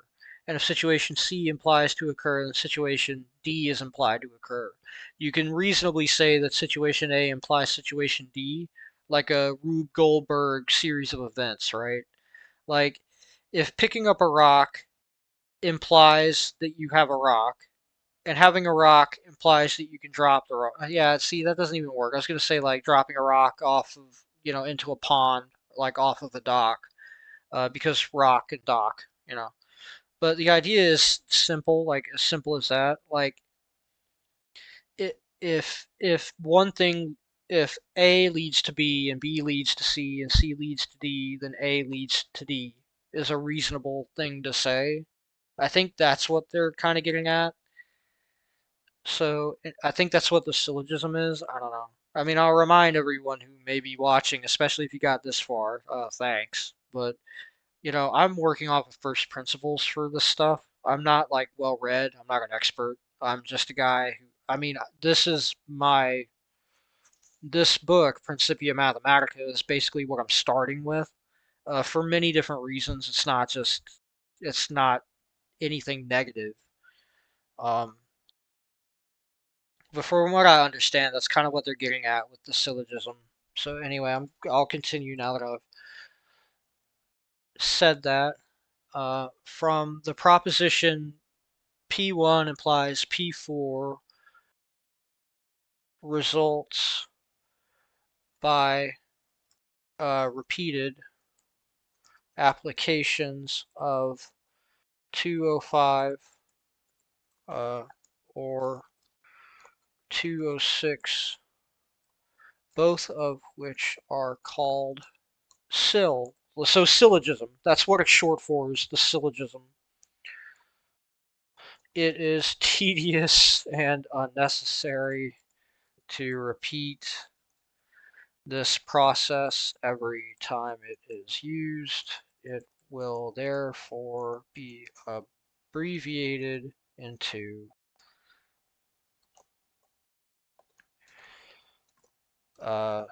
syl, and then they use the assertion sign. I'm just going to put the assertion sign in there. A, B,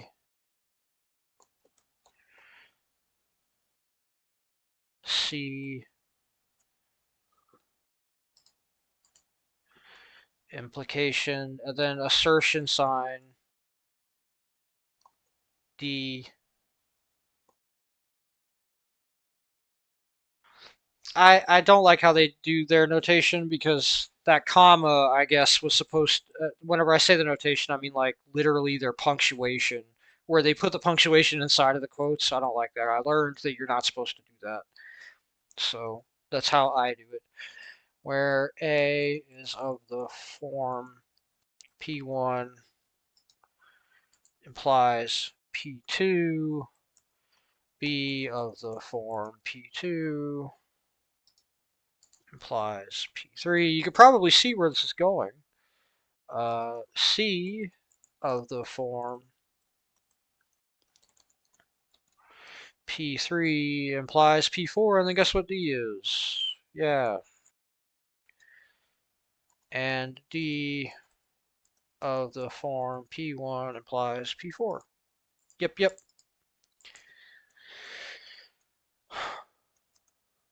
The same abbreviation will be applied to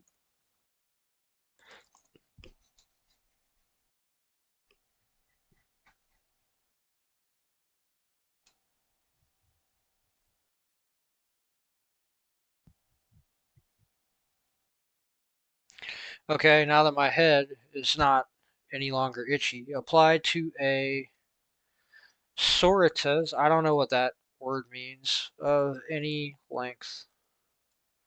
I can guess at what it means, but also where we have assertion sign P1 and assertion sign P1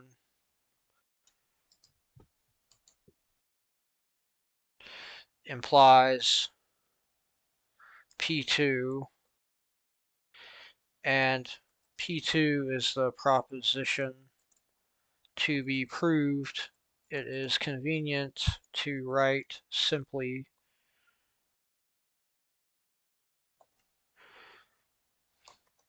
assertion sign P1 dot assertion, not assertion, implication by Yergadici, assertion sign P2, hold on, etc.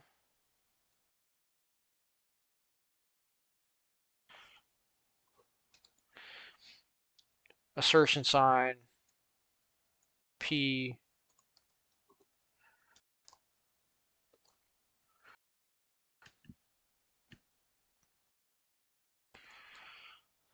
where etc.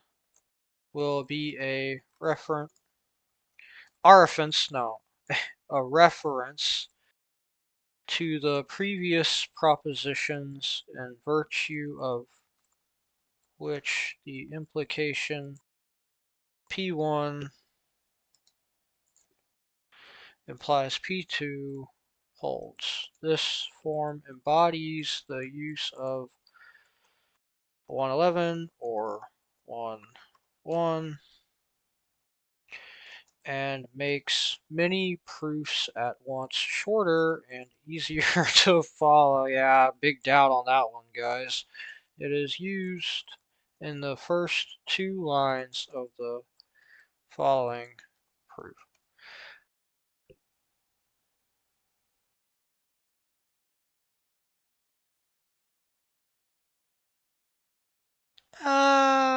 Okay, I guess I get the idea.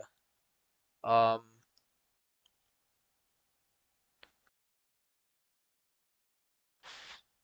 okay, well, we'll get into that next time.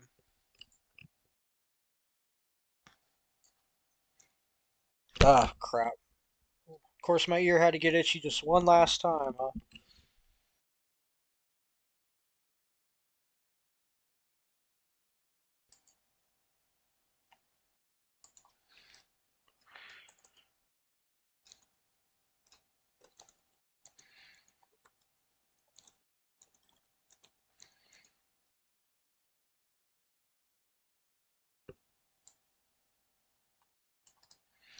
Okay.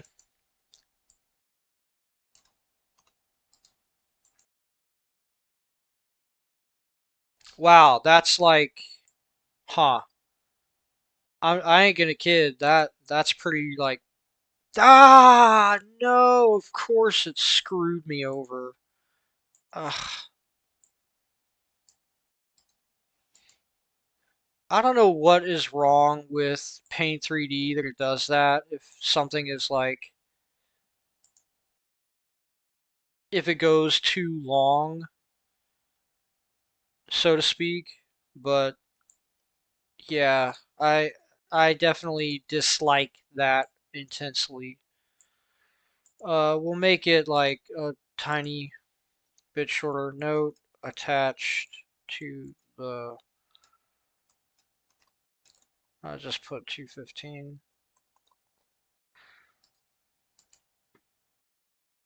Will that hold? No, of course not. It goes over to here. Okay.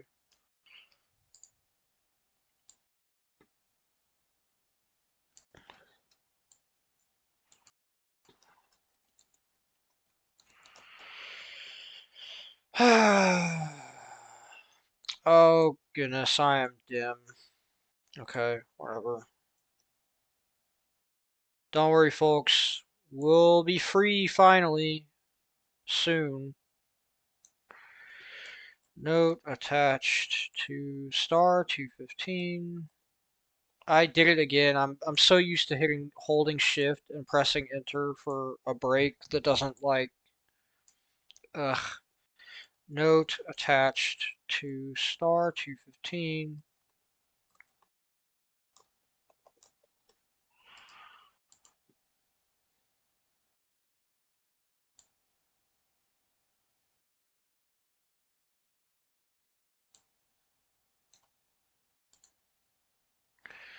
There we go.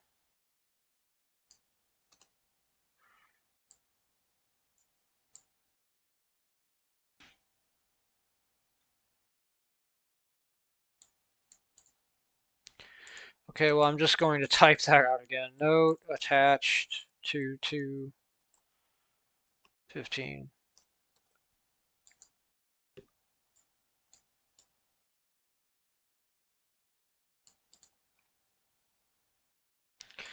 And I'll put that in its own box just to make it clear it's like separate from all the other text, all the other stuff.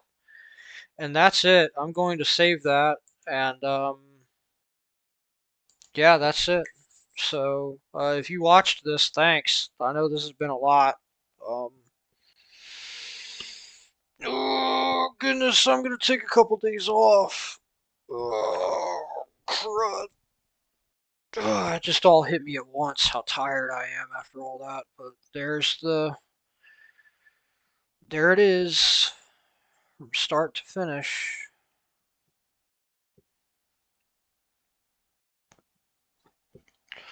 Just make sure I got. Okay, I'm pretty sure I got all of it right. Thank you again for watching. Remember our mascot. Stay positive. Just give him a little clown nose.